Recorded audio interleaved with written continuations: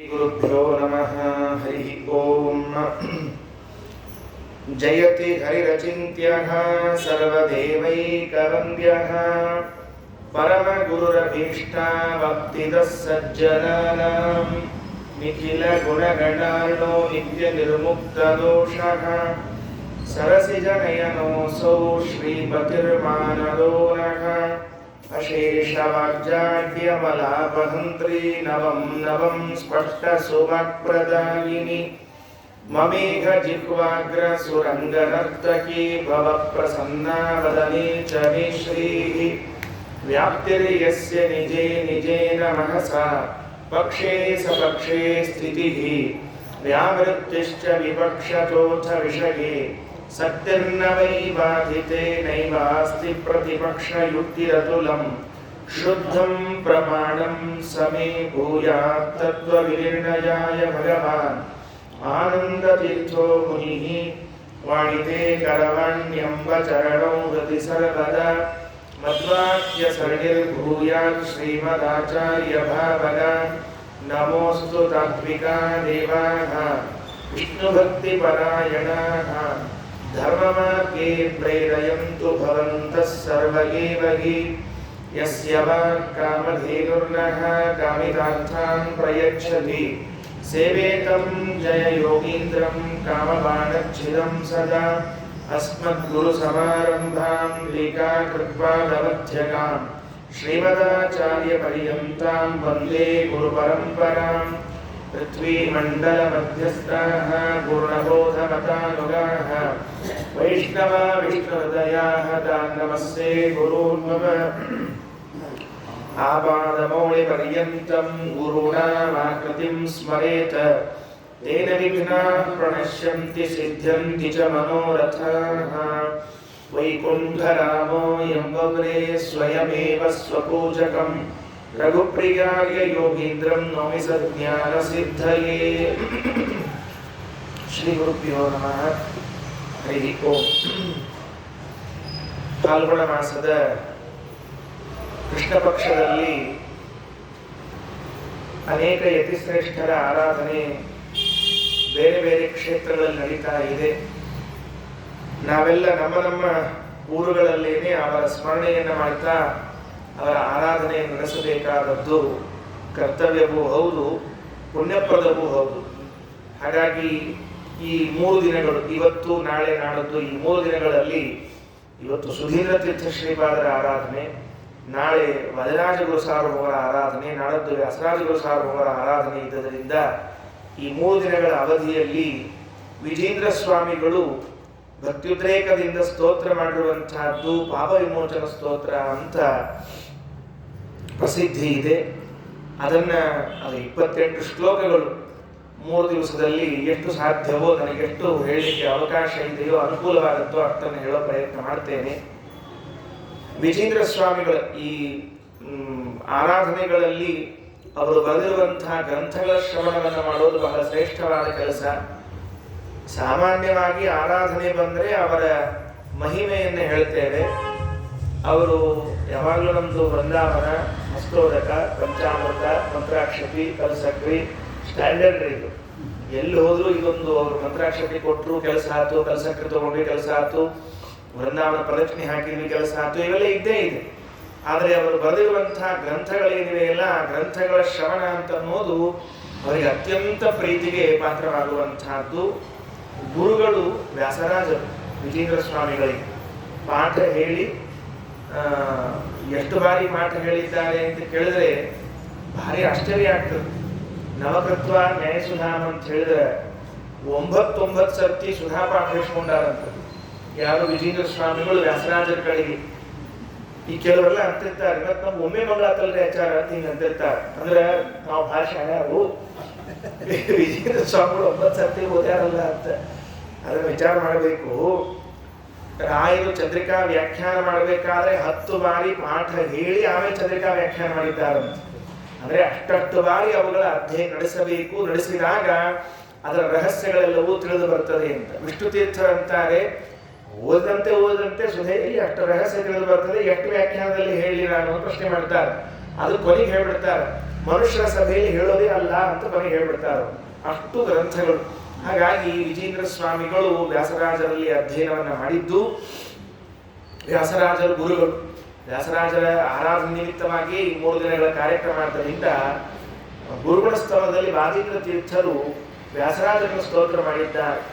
ಮಾಯಾ ತಂತ್ರ ವರಾರಿಸ್ಮಯಮಪನಯತೋ ಮಧ್ವ ಸಿದ್ಧಾಂತನಾಮ್ನೋ ನೇತ್ರಾಣಿ ವತ್ರಯೋ ವಿತ್ರಿಜಗತಿ ನೃಹರೇ ರಿಂಧತೆ ಯತ್ತರಂಧಾಃ ಯದ್ವಾಗದ್ವೈತ ವಿದ್ಯಾಚಲ ಕುಲಕುಲಿಶ ಪ್ರೌಢಿಮಾಢೌಕತೆ ಸಹ ಶ್ರೇಯೋ ಭೂಯೋ ವಿದಧ್ಯಾತ್ ಸುಮಹಿತ ಮಹಿಮಾ ಸಂಪ್ರತಿ ವ್ಯಾಸರಾಜಃ. ವ್ಯಾಸರಾಜರನ್ನ ಸ್ತೋತ್ರ ಮಾಡ್ತಾರೆ ವಾದೀಂದ್ರ ತೀರ್ಥ ಶ್ರೀಪಾದರು ಗುರುಗಳ ಸ್ಥಾನದಲ್ಲಿ. ಅದು ವ್ಯಾಸರಾಜರ ಆರಾಧನೆ ದಿವಸ ಮತ್ತೆ ಹೇಳ್ತೀನಿ.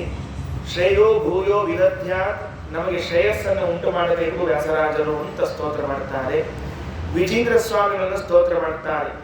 ಚಾತುರ್ಯೈಕಾಕೃತಿರ್ಯ ಚತುರಧಿಕ ಶತ ಗ್ರಂಥ ರತ್ನ ಪ್ರಣೀತ ಧೂತ ರಾತಿ ಪ್ರಬಂಧ ಸ್ಫುಟ ವಿದಿತ ಚತುಷ್ಷಷ್ಟಿ ವಿದ್ಯಾ ವಿಶೇಷ ಸೋಯಂ ನ ಶ್ರೀ ಸುರೇಂದ್ರ ವ್ರತಿವರತನಯೋ ದ್ವೈತ ಶೈವಾಸ ವಿಷ್ಣು ಪುಷ್ಣಾತು ಶ್ರೀಜಯೀಂದ್ರ ಸ್ತ್ರಿಭುವನ ವಿದಿತಃ ಸರ್ವತಂತ್ರ ಸ್ವತಂತ್ರ. ವಿಜೇಂದ್ರ ಸ್ವಾಮಿಗಳಲ್ಲಿ ಕಂಡದ್ದೇನು? ಯಾರ ಗ್ರಂಥಗಳನ್ನು ನಾವು ಓದಲಿಕ್ಕೆ ಹೊರಟಿದ್ದೇವೆ, ಕೇಳಲಿಕ್ಕೆ ಹೊರಟಿದ್ದೇವೆ, ಆ ವಿಜೇಂದ್ರ ಸ್ವಾಮಿಗಳಲ್ಲಿ ಕಂಡದ್ದೇನು ಅಂದ್ರೆ ಸ್ಫುಟ ವಿದಿತ ಚತುಷ್ಷಷ್ಟಿ ವಿದ್ಯಾ ವಿಶೇಷ. 64 ವಿದ್ಯೆಗಳು ಕರತಲಾಮಲಕ ಅಂತ. ಅಂಗೈಯಲ್ಲಿ ನೆಲ್ಲಿಕಾಯಿ ಇಟ್ಟುಕೊಂಡಾಗ ಎಷ್ಟು ಸ್ಪಷ್ಟ ಕಾಣಬೇಕೋ ಅಷ್ಟು ಸ್ಪಷ್ಟವಾಗಿ 64 ವಿದ್ಯೆಗಳು ವಿಜೇಂದ್ರ ಸ್ವಾಮಿಗಳಿಗೆ ಬರ್ತಿತ್ತು. ಅವರ ಗ್ರಂಥಗಳು ಎಷ್ಟು ಅಂದ್ರೆ ಚತುರಧಿಕ ಶತ ಗ್ರಂಥ ರತ್ನ ಪ್ರಣೇತ ಅಂತ 104 ಗ್ರಂಥಗಳನ್ನ ವಿಜೇಂದ್ರ ಸ್ವಾಮಿಗಳು ರಚನೆ ಮಾಡಿದ್ದಾರಂತೆ. ಅದಕ್ಕೆ ಹೇಳ್ಬೇಕಂತ ಅವರ ಮಠದಲ್ಲಿ ಒಂದು ಪರಂಪರೆ, ರಾಯರ ಮಠದಲ್ಲಿ ಒಂದು ಪರಂಪರೆ ಏನು ಅಂದ್ರೆ, ಯಾರು ಪಂಡಿತರು ಅಂತ ಕರಿಬೇಕು ಅಂದ್ರೆ ವಿಜೇಂದ್ರ ಸ್ವಾಮಿಗಳ 104 ಗ್ರಂಥಗಳ ಹೆಸರು ಹೇಳಿದವರ ಪಂಡಿತರು ಅಂತ ಕರಿಬೇಕಂತ. ಅಂದ್ರೆ ಒಳಗಿಂದೇನು ಬೇಕಾಗಿಲ್ಲ, ನಮಗ ಹೆಸರು ಹೇಳಿದ್ರೆ ಸಾಕ್ರಿ. ಅದಕ್ಕೆ ನಮ್ಮೊಬ್ಬರ ಆಚಾರ್ಯ ಹೇಳ್ತಿರ್ತಾರೆ, ಇಂಡೆಕ್ಸ್ ಪಂಡಿತ ಕೇಚಿತ್ ಕೇಚಿತ್ ಕ್ಯಾಟ್ಲಾಗ್ ಪಂಡಿತ ಅಂತ ಹೇಳ್ತಿರ್ತಾರೆ. ಫುಟ್ ನೋಟ್ ಪಂಡಿತ ಚಾನ್ಯ ಚಾನ್ಯ ಹೆಡ್ಲೈನ್ಸ್ ಪಂಡಿತ ಅಂತ ಕೆಲವರು ಇರ್ತಾರಂತ. 4 ಮಂದಿ ಪಂಡಿತರಿದ್ರಂತ. ಇಂಡೆಕ್ಸ್ ಪಂಡಿತ ಕೇಚಿತ್, ಕೆಲವರು ಇಂಡೆಕ್ಸ್ ಒಳಗೆ ಇರೋದಂತ ಎಲ್ಲ ಹೇಳ್ತಿರ್ತಾರಂತ. ಉಳಿದದೇನು ಗೊತ್ತಿರಂಗಿಲ್ರಿ, ಇಂಡೆಕ್ಸ್ನಾಗ ಇರದ ಅಂತ ಹೇಳ್ತಿರ್ತಾರೆ. ಇಂಡೆಕ್ಸ್ ಪಂಡಿತ ಕೇಚಿತ್ ಕೇಚಿತ್ ಕ್ಯಾಟ್ಲಾಗ್ ಪಂಡಿತ, ಕ್ಯಾಟ್ಲಾಗ್ ಅವು ಎಲ್ಲಿ ಸಿಗ್ತಾವ ಏನ್ ಮಾಡ್ತಾವ ಅಂತ ಇವರು. ಫುಟ್ ನೋಟ್ ಪಂಡಿತ ಚಾನ್ಯ, ಇಷ್ಟನೇ ಪೇಜ್ ಒಳಗೆ ಫುಟ್ ನೋಟ್ ಅಂತ ಇಷ್ಟೇ ಹೇಳ್ತಿರ್ತಾರೆ, ಮೇಲೆ ವಿಷಯ ಗೊತ್ತಿರಂಗಿಲ್ಲ ಅವರಿಗೆ. ಚಾನ್ಯ ಹೆಡ್ಲೈನ್ಸ್ ಪಂಡಿತ. ಇನ್ ಕೆಲವರು ತರ್ಕತಾಂಡವ, ಮೀಮಾಂಸ, ನ್ಯಾಯಾಮೃತ ಹಿಂಗೆ ಅವು ಯಾವ್ದು ಸಂಬಂಧ ಇಲ್ಲ ಅವರಿಗೆ ಹಿಂಗಾಗಿ ಅಂತವ್ರು ಇರ್ತಾರೆ. ಅದಕ್ಕೆ ನಮ್ಮಲ್ಲಿ ಒಂದು ವ್ಯವಸ್ಥೆ ಅದ. ಏನು ಅಂತಂದ್ರೆ ವಿಜೇಂದ್ರ ಸ್ವಾಮಿಗಳ ಗ್ರಂಥಗಳು ಬಹಳ ಗಂಭೀರ. ಆ ಗ್ರಂಥಗಳ ಹೆಸರುಗಳನ್ನ ಹೇಳುವ ಸಾಹಸವನ್ನ, ನೆನಪಿಟ್ಟುಕೊಳ್ಳುವ ಸಾಹಸವನ್ನ ಮಾಡಿದರೂ ಅವರನ್ನ ವಿದ್ವಾಂಸರು ಅಂತ ಕಲಿಬೇಕು ಅಂತ. ಹಾಗಾಗಿ 104 ಗ್ರಂಥಗಳನ್ನ ಬರೆದಿರುವಂಥವರು, ಮತ್ತೆ 44 ಕಲೆಗಳನ್ನ ಬಲ್ಲವರು, ಸುರೇಂದ್ರ ತೀರ್ಥ ಶ್ರೀಪಾದರ ವರಕುಮಾರರು, ವ್ಯಾಸರಾಜರ ಶಿಷ್ಯರು. ವ್ಯಾಸರಾಜರು 24 ಮಂದಿಗೆ ಆಶ್ರಮ ಕೊಟ್ಟಿದ್ರು ಅಂತ ಒಂದು ಇತಿಹಾಸ. 24 ಮಂದಿಗೆ ಹೆಂಗ್ ಕೊಟ್ಟಿದ್ರು ಅಂದ್ರೆ ಕೇಶವ, ನಾರಾಯಣ, ಮಾಧವ, ಗೋವಿಂದ, ವಿಷ್ಣು ಹೀಗೆ ಹೆಸರಿಟ್ಕೊಂಡಿರಂತೆ. ಕೇಶವ ತೀರ್ಥರು, ನಾರಾಯಣ ತೀರ್ಥರು, ಮಾಧವ ತೀರ್ಥರು, ಗೋವಿಂದ ತೀರ್ಥರು, ವಿಷ್ಣು ತೀರ್ಥರು ಅಂತ. ಆ ವಿಷ್ಣು ತೀರ್ಥರೇ ವಿಜೇಂದ್ರ ಸ್ವಾಮಿಗಳು ಅಂತ ಹೆಸರು. ಅಂದ್ರೆ ನಮ್ಮಲ್ಲಿ ವಿಷ್ಣು ತೀರ್ಥರು ಅಂತ ಹೆಸರಿಟ್ಕೊಂಡವರು ಒಂದು 3-4 ಮಂದಿ ಇದ್ದಾರೆ. ಆಚಾರ್ಯರ ಪೂರ್ವಾಶ್ರಮದ ಸಹೋದರ, ಅವರಿಗೂ ಆಶ್ರಮ ಅಂದ್ರೆ ವಿಷ್ಣು ತೀರ್ಥರು ಅಂತ ತಿಳ್ಕೊಂಡು, ಅದಾದ್ಮೇಲೆ ನಮ್ಮ ಅಡವಿ ಸ್ವಾಮಿಗಳು ಅವರು ವಿಷ್ಣು ತೀರ್ಥರು ಅಂತ ಹೇಳಿ, ವಿಜೇಂದ್ರ ಸ್ವಾಮಿಗಳಿಗೂ ವಿಷ್ಣು ತೀರ್ಥರು ಅಂತ ಹೆಸರಿತ್ತು. ಮಕ್ಕಳು ಈ ಕಡೆಗೆ ಬಂದ ಮೇಲೆ ಮತ್ತೆ ವಿಜೇಂದ್ರ ಸ್ವಾಮಿಗಳು ಅಂತ ವಿಜೇಂದ್ರ ತೀರ್ಥರು ಅಂತ ಹೆಸರಿಟ್ಟಾರೆ. ಅಂತಹ ವಿಜೇಂದ್ರ ಸ್ವಾಮಿಗಳು ನಮಗೆ ಅನುಗ್ರಹವನ್ನು ಮಾಡಲಿ, ಪೋಷಣೆಯನ್ನು ಮಾಡಲಿ ಅಂತ ವಾದೀಂದ್ರ ತೀರ್ಥ ಶ್ರೀಪಾದರು ಕೇಳಿಕೊಳ್ಳುತ್ತಾರೆ. ಆ ವಿಜೇಂದ್ರ ಸ್ವಾಮಿಗಳ ಮತ್ತು ಅವರು ರಚನೆ ಮಾಡಿರುವಂತಹ ಸ್ತೋತ್ರ ಅದು ಪಾಪ ವಿಮೋಚನ ಸ್ತೋತ್ರ ಅಂತ. ನೋಡಿದರೆ ಎಲ್ಲವನ್ನೂ ತಮಗೋಸ್ಕರ ಹೇಳಿಕೊಂಡಂತೆ ಕಾಣಿಸ್ತದೆ. ನನ್ನ ಪಾಪ ಪರಿಹಾರ ಆಗಲಿ, ನಾ ಹಿಂಗ್ ಮಾಡಿದೆ ಅಂತ ಎಲ್ಲ ಕಡೆಗೂ ಪಾಪ ವಿಮೋಚನ ಅಂತ ಅನ್ನೋ ಎಲ್ಲಾ ಕಡೆಗಳಲ್ಲೂ ನನ್ನ ಪಾಪ ಹಿಂಗಾಗಿದೆ, ಕ್ಷಮಾ ಮಾಡಪ್ಪ ದೇವರೇ ಹಿಂಗೆ ಎಲ್ಲಾ ಕಡೆಗೂ ತಮ್ಮ ಪಾಪವನ್ನು ಪರಿಹಾರ ಮಾಡಿಕೊಳ್ಳಿಕ್ಕೆ ಕೇಳುವಂತೆ ಇದೆ ಅಂಥೇಳಿ ನಾವು ಅವ್ರ ಬಗ್ಗೆ ಏನೋ ತಿಳ್ಕೊಳ್ಳಿಕ್ಕೆ ಹೋಗ್ಬಾರ್ದ್ರಿ. ಅದು ಅವ್ರ ಸಲುವಾಗಿಲ್ಲ, ನಮ್ಮ ಸಲುವಾಗಿ. ಜಗನ್ನಾಥದಾಸರು ಒಂದು ಹಾಡು ನೋಡಿ, ಶ್ರೀರಮಣ ತವ ಚರಣ ದೊರಕುವುದು ಹ್ಯಾಂಗಿನ್ನು ಪರಮ ಪಾಪಿಷ್ಟ ನಾನು.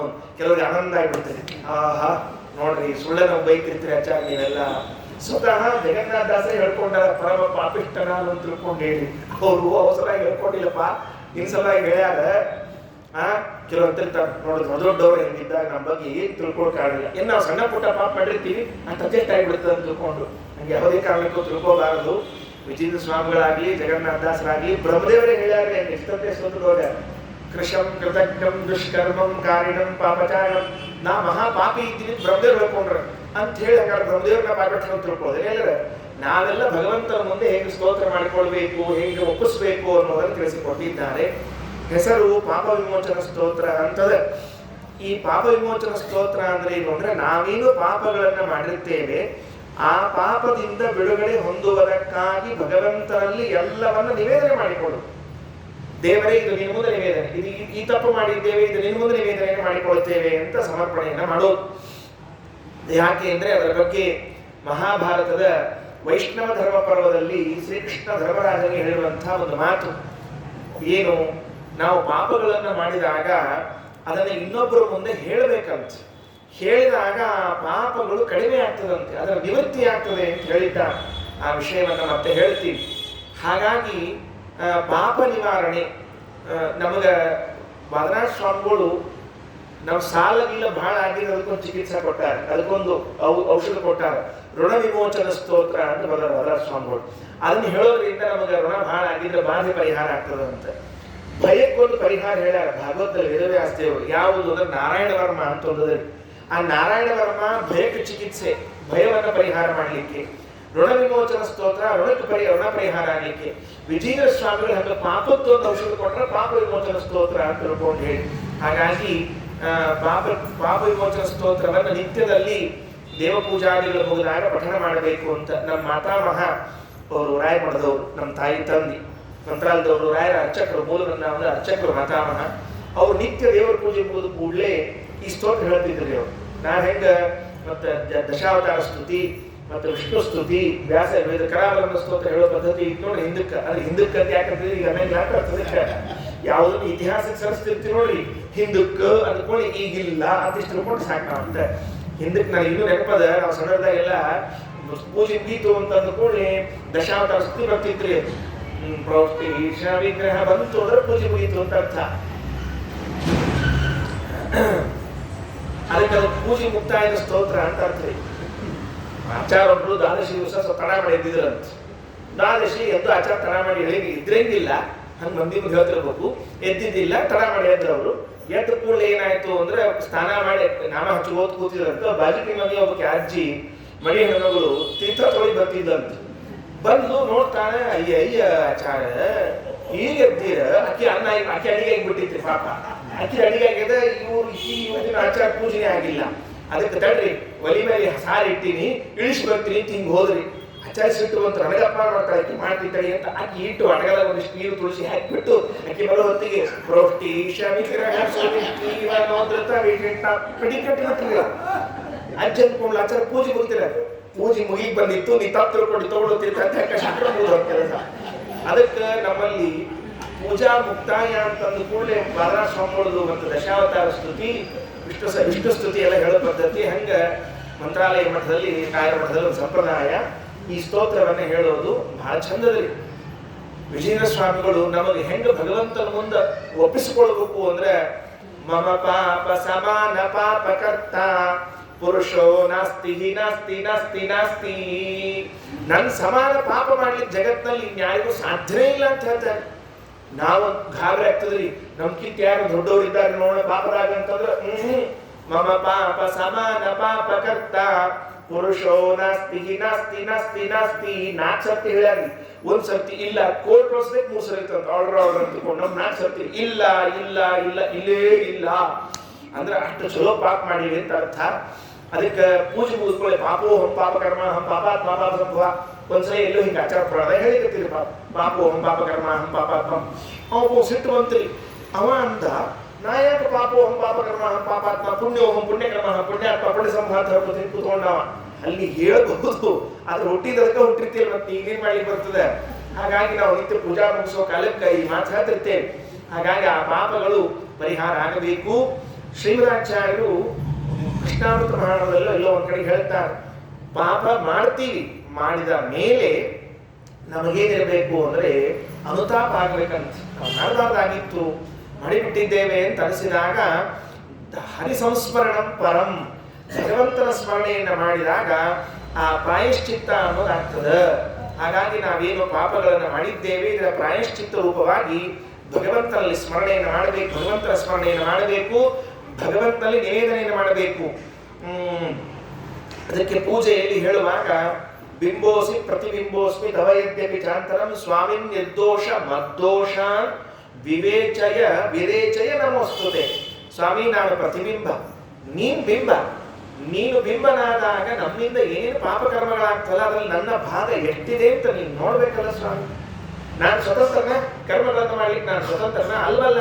ಅಂದಮೇಲೆ ನಾನು ಪ್ರತಿಬಿಂಬನಾದದ್ದರಿಂದ, ನೀನು ಬಿಂಬನಾದದ್ದರಿಂದ ನನ್ನಿಂದ ಏನೇನು ಕರ್ಮಗಳನ್ನು ನೀನು ಮಾಡಿಸ್ತಾ ಇದ್ದೀಯ ಅದರಲ್ಲಿ ನನ್ನ ಪಾಲು ಎಷ್ಟು, ನನ್ನ ಪಾಲು ಎಷ್ಟು ಅಲ್ಲ, ಅದನ್ನು ನೀನು ನೋಡಿ ಶಿಕ್ಷೆಯನ್ನು ಕೊಡು ಅಂತ ಕೇಳ್ಕೊಳ್ಬೇಕು ಅಂತ ಪೂಜೆಯಲ್ಲಿ ನಿತ್ಯದಲ್ಲಿ ಬರುವಂತಹ ಮಾತು. ಅಂತೂ ಪಾಪಗಳನ್ನ ದೇವರ ಮುಂದೆ ಒಪ್ಪಿಸಿಕೊಂಡಾಗ, ಜ್ಞಾನಿಗಳ ಮುಂದೆ ಒಪ್ಪಿಸಿಕೊಂಡಾಗ ಶ್ರೀಮದಾಚಾರ್ಯರು ಅನುವ್ಯಾಖ್ಯಾನದಲ್ಲಿ ಹೇಳುವಾಗ ಒಂದು ಮಾತಂತಾರೆ, ವಿಷ್ಣು ವೈಷ್ಣವ ವಾಕ್ಯೇನ ಹಾನಿಹಿ ಪಾಪಸ್ಯ ಕರ್ಮಣಃ. ಹೋಗಿ ಹೇಳ್ಕೋಬೇಕಂತ. ಇವತ್ತು ನನಗೆಲ್ಲವೂ ಹೇಳಿಕ್ಕಾಗಲಿಲ್ಲ, ತಡ ಆಯಿತು, ಸೂರ್ಯೋದಯಕ್ಕಿಂತ ಮೊದಲೇ ಎದ್ದು ಸಂಧ್ಯಾವಂದನೆ ಮಾಡಿ ಅರ್ಘ್ಯಪ್ರದಾನ ಎಲ್ಲ ಮಾಡಬೇಕು ಅಂತ ಹೇಳ್ಯಾರ, ದೇಹಾಲಸ್ಯ ಆಗಲಿಲ್ಲ, ನೀವೊಂದು ಸ್ವಲ್ಪ ಅನುಗ್ರಹ ಮಾಡ್ರಿ ಅಂತ ಯಾರಿಗಾದ್ರೂ ದೊಡ್ಡವ್ರ ಹತ್ರ ಹೋಗಿ ಕೇಳಿದ್ರೆ, ಆತಪ್ಪ ಈ ಮಾಡಿ ಮತ್ ಮಾಡ್ಲಿಕ್ಕೆ ಹೋಗಬೇಡ, ಲಘು ಮಾಡು ಅಂತ ಅವ್ರು ಇಷ್ಟ ಅಂದ್ರೆ ಆ ಎದ್ದು ಮಾಡಬೇಕಾದ ಕರ್ಮಗಳಿಂದೇನು ಪಾಪ ಬಂದಿತ್ತಲ್ಲ ಅದು ಪರಿಹಾರ ಆಗ್ತದಂತೆ. ಅದಕ್ಕೆ ವಿಷ್ಣು ವೈಷ್ಣವ ವಾಕ್ಯೇನ, ಭಗವಂತನ ವಾಕ್ಯಗಳು, ಭಗವದ್ಭಕ್ತರ ವಾಕ್ಯಗಳಿಂದ ನಮ್ಮ ಪಾಪಗಳೆಲ್ಲ ಪರಿಹಾರ ಆಗ್ತದೆ ಅಂತ ತಿಳ್ಕೊಳ್ಬೇಕು. ಅದಕ್ಕೆ ಇದು ವಿಜೇಂದ್ರ ಸ್ವಾಮಿಗಳು ಮೊದಲನೇ ಸ್ತೋತ್ರದಲ್ಲಿ ಪ್ರಾರಂಭ ಮಾಡುವಾಗ ನಾವು ಹೆಂಗ ಪಾಪಗಳನ್ನ ಮಾಡ್ತೀವಿ, ಏನ್ ಕಥೆ ಅದ ಅಂತ ಕೇಳಿದ್ರೆ ಒಂದನೇ ಶ್ಲೋಕ ಬಹಳ ಚಂದ ಹೇಳ್ಯಾರ. ಇದು ಬರೀ ಪುಣ್ಯ ಪಾಪದ ವಿಷಯ ಅಷ್ಟ ಅದ. ಮುಂದಿನ ಶ್ಲೋಕದಿಂದ ಎಷ್ಟೆಷ್ಟು ಇಂದ್ರಿಯಗಳು ಅಂತವ, ಅಷ್ಟು ಇಂದ್ರಿಯದಿಂದ ಎಷ್ಟು ಸಾಂಗೋಪಾಂಗವಾಗಿ ಪಾಪ ಕರ್ಮಗಳನ್ನು ಮಾಡ್ತೀವಿ, ಎಷ್ಟು ಪ್ರಶಸ್ತವಾಗಿ ಮಾಡ್ತೀವಿ. ಕೆಲವರು ಹತ್ತಿರ್ತಾರೆ, ಪ್ರಶಸ್ತ ಊಟ ಆಯ್ತು ಅಂತಿರಂಗಿಲ್ಲ, ಪ್ರಶಸ್ತ ಸಂಧ್ಯಾವನೆ ಆಯ್ತು, ಪೂಜೆ ಆಯ್ತು ಅಂತಿರಂಗಿಲ್ಲ. ಹಾಗೆ ಪ್ರಶಸ್ತ ಪಾಪಗಳನ್ನ ಎಷ್ಟು ಚಂದ ಮಾಡ್ತೀವಿ ಅನ್ನೋದು ಮುಂದಿನ ಶ್ಲೋಕ ತಿಳಿಸ್ತಾರೆ. ಮೊದಲನೇದ್ದು ಸುಕೃತಂ ತಿಲಮಾತ್ರ ತುಲ್ಯಮೀಶ ಕ್ರಿಯತೆ ನೈವ ಮಯೈಕವತ್ಸರೇಪಿ ಅಪಿತು ಕ್ರಿಯತೆ ಸದಾಗ ಭೂಗಃ ಪ್ರತಿಯಾವಂ ಸಕಲೇಂದ್ರಿಯೈ ಮುಕುಂದ. ಸುಕೃತಂ ಪುಣ್ಯ, ಸುಕೃತ ಅಂದ್ರೆ ಪುಣ್ಯ. ತಿಲಮಾತ್ರ ತುಲ್ಯಮೀಶ, ಎಳ್ಳಿನ ಕಾಳಿಗೆ ಸಮಾನವಾಗಿರುವಂತಹ ಒಂದು ಪುಣ್ಯವನ್ನ ಕ್ರಿಯತೆ ನೈವ, ಮಾಡೋದಿಲ್ಲ ಸಂಪಾದನೆ. ಎಳ್ಳಿನ ಕಾಳಿಗೆ ಸಮಾನವಾಗಿರುವಂತಹ ಪುಣ್ಯವನ್ನೂ ನಾವು ಸಂಪಾದನೆ ಮಾಡುವುದಿಲ್ಲ. ಯಾವಾಗ? ಮೈಕವತ್ಸರೇಪಿ, 1 ವರ್ಷ ನಾನು ಸತ್ಕರ್ಮಗಳನ್ನ ಮಾಡಿದರೂ ಕೂಡ ನನ್ನ ಅಕೌಂಟಿನಲ್ಲಿ ಪುಣ್ಯ ಎಷ್ಟು ಉಳಿದಿದೆ ಅಂತ ನೋಡಿದ್ರೆ ಎಳ್ಳಿನ ಕಾಳಿಗೆ ಸಮಾನವಾದಷ್ಟು ಪುಣ್ಯ ಉಳಿದಿಲ್ಲ. ಏನ್ರಿ ಅಚಾರ ಮಾಡೋಣಂತಿರೋ ಬೇಡ ಅಂತ ಇಷ್ಟು ಹೇಳ್ಬಿಡ್ರಿ. ಸುಳ್ಳು ನೀವು ಹೆದರ್ಸಿ ಹಿಂಗೆಲ್ಲ ಮಾಡಿ, ನೀವ ಯಾವಾಗ ಬರೋ ಪ್ರವಚನಕ್ಕೆ ಇಲ್ಲಿ ಬಂದು ಪ್ರವಚನ ಮಾಡಿ ಹಿಂಗೆ ಹೆದರ್ಸಿ ಹೋಗ್ಬಿಟ್ರಿ ಅಂದ್ರೆ ನಾಳೆ ನಾವೇನ್ ಮಾಡಬೇಕು? ದಿವಸ ಮಾಡೋ ಸಂಧ್ಯಾವಂದನೆ ಪೂಜೆ ಬಿಡಬೇಕು ಬೇಡ ಅಂದ್ರೆ ಅದನ್ನ ಮಾಡಬೇಕು.